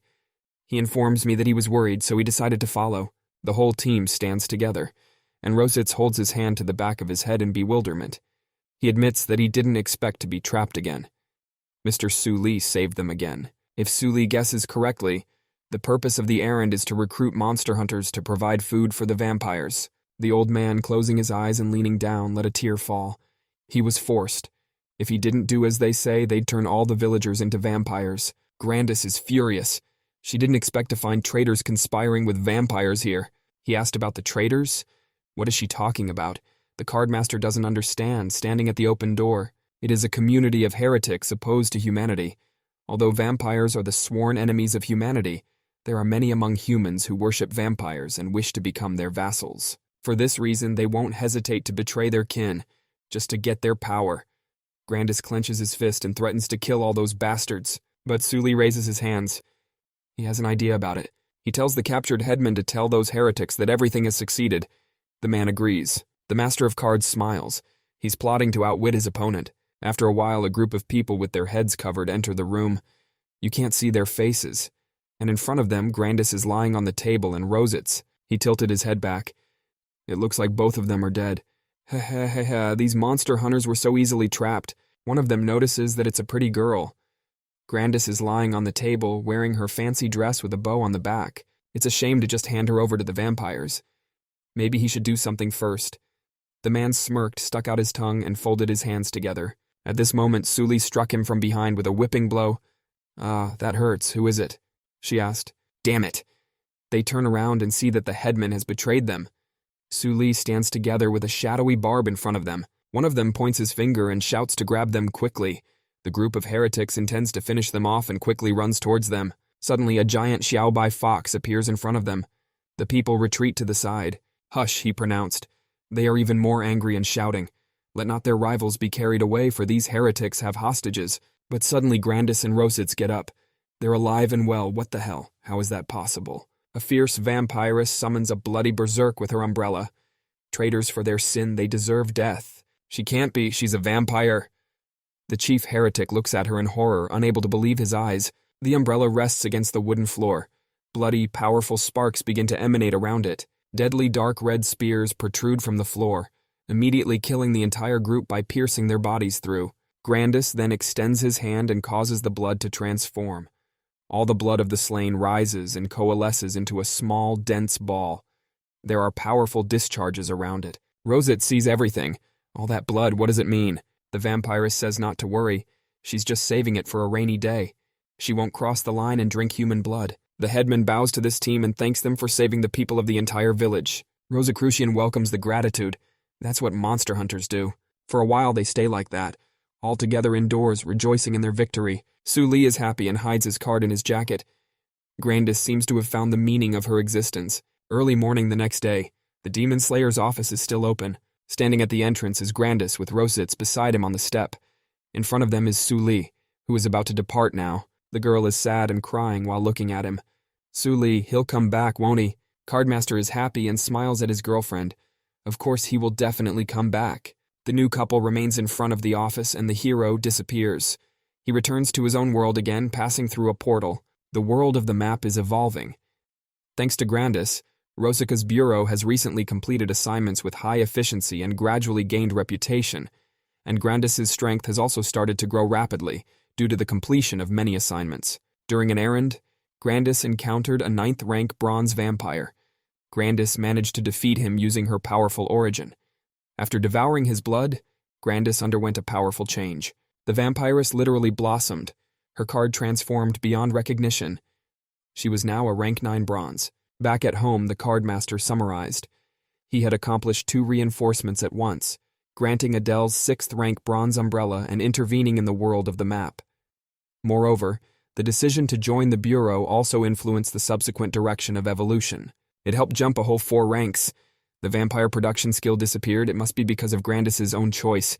This girl is worth the investment. Time is running out. Sully must seize this opportunity and advance to the 5th bronze rank. He happily holds the card in his hand.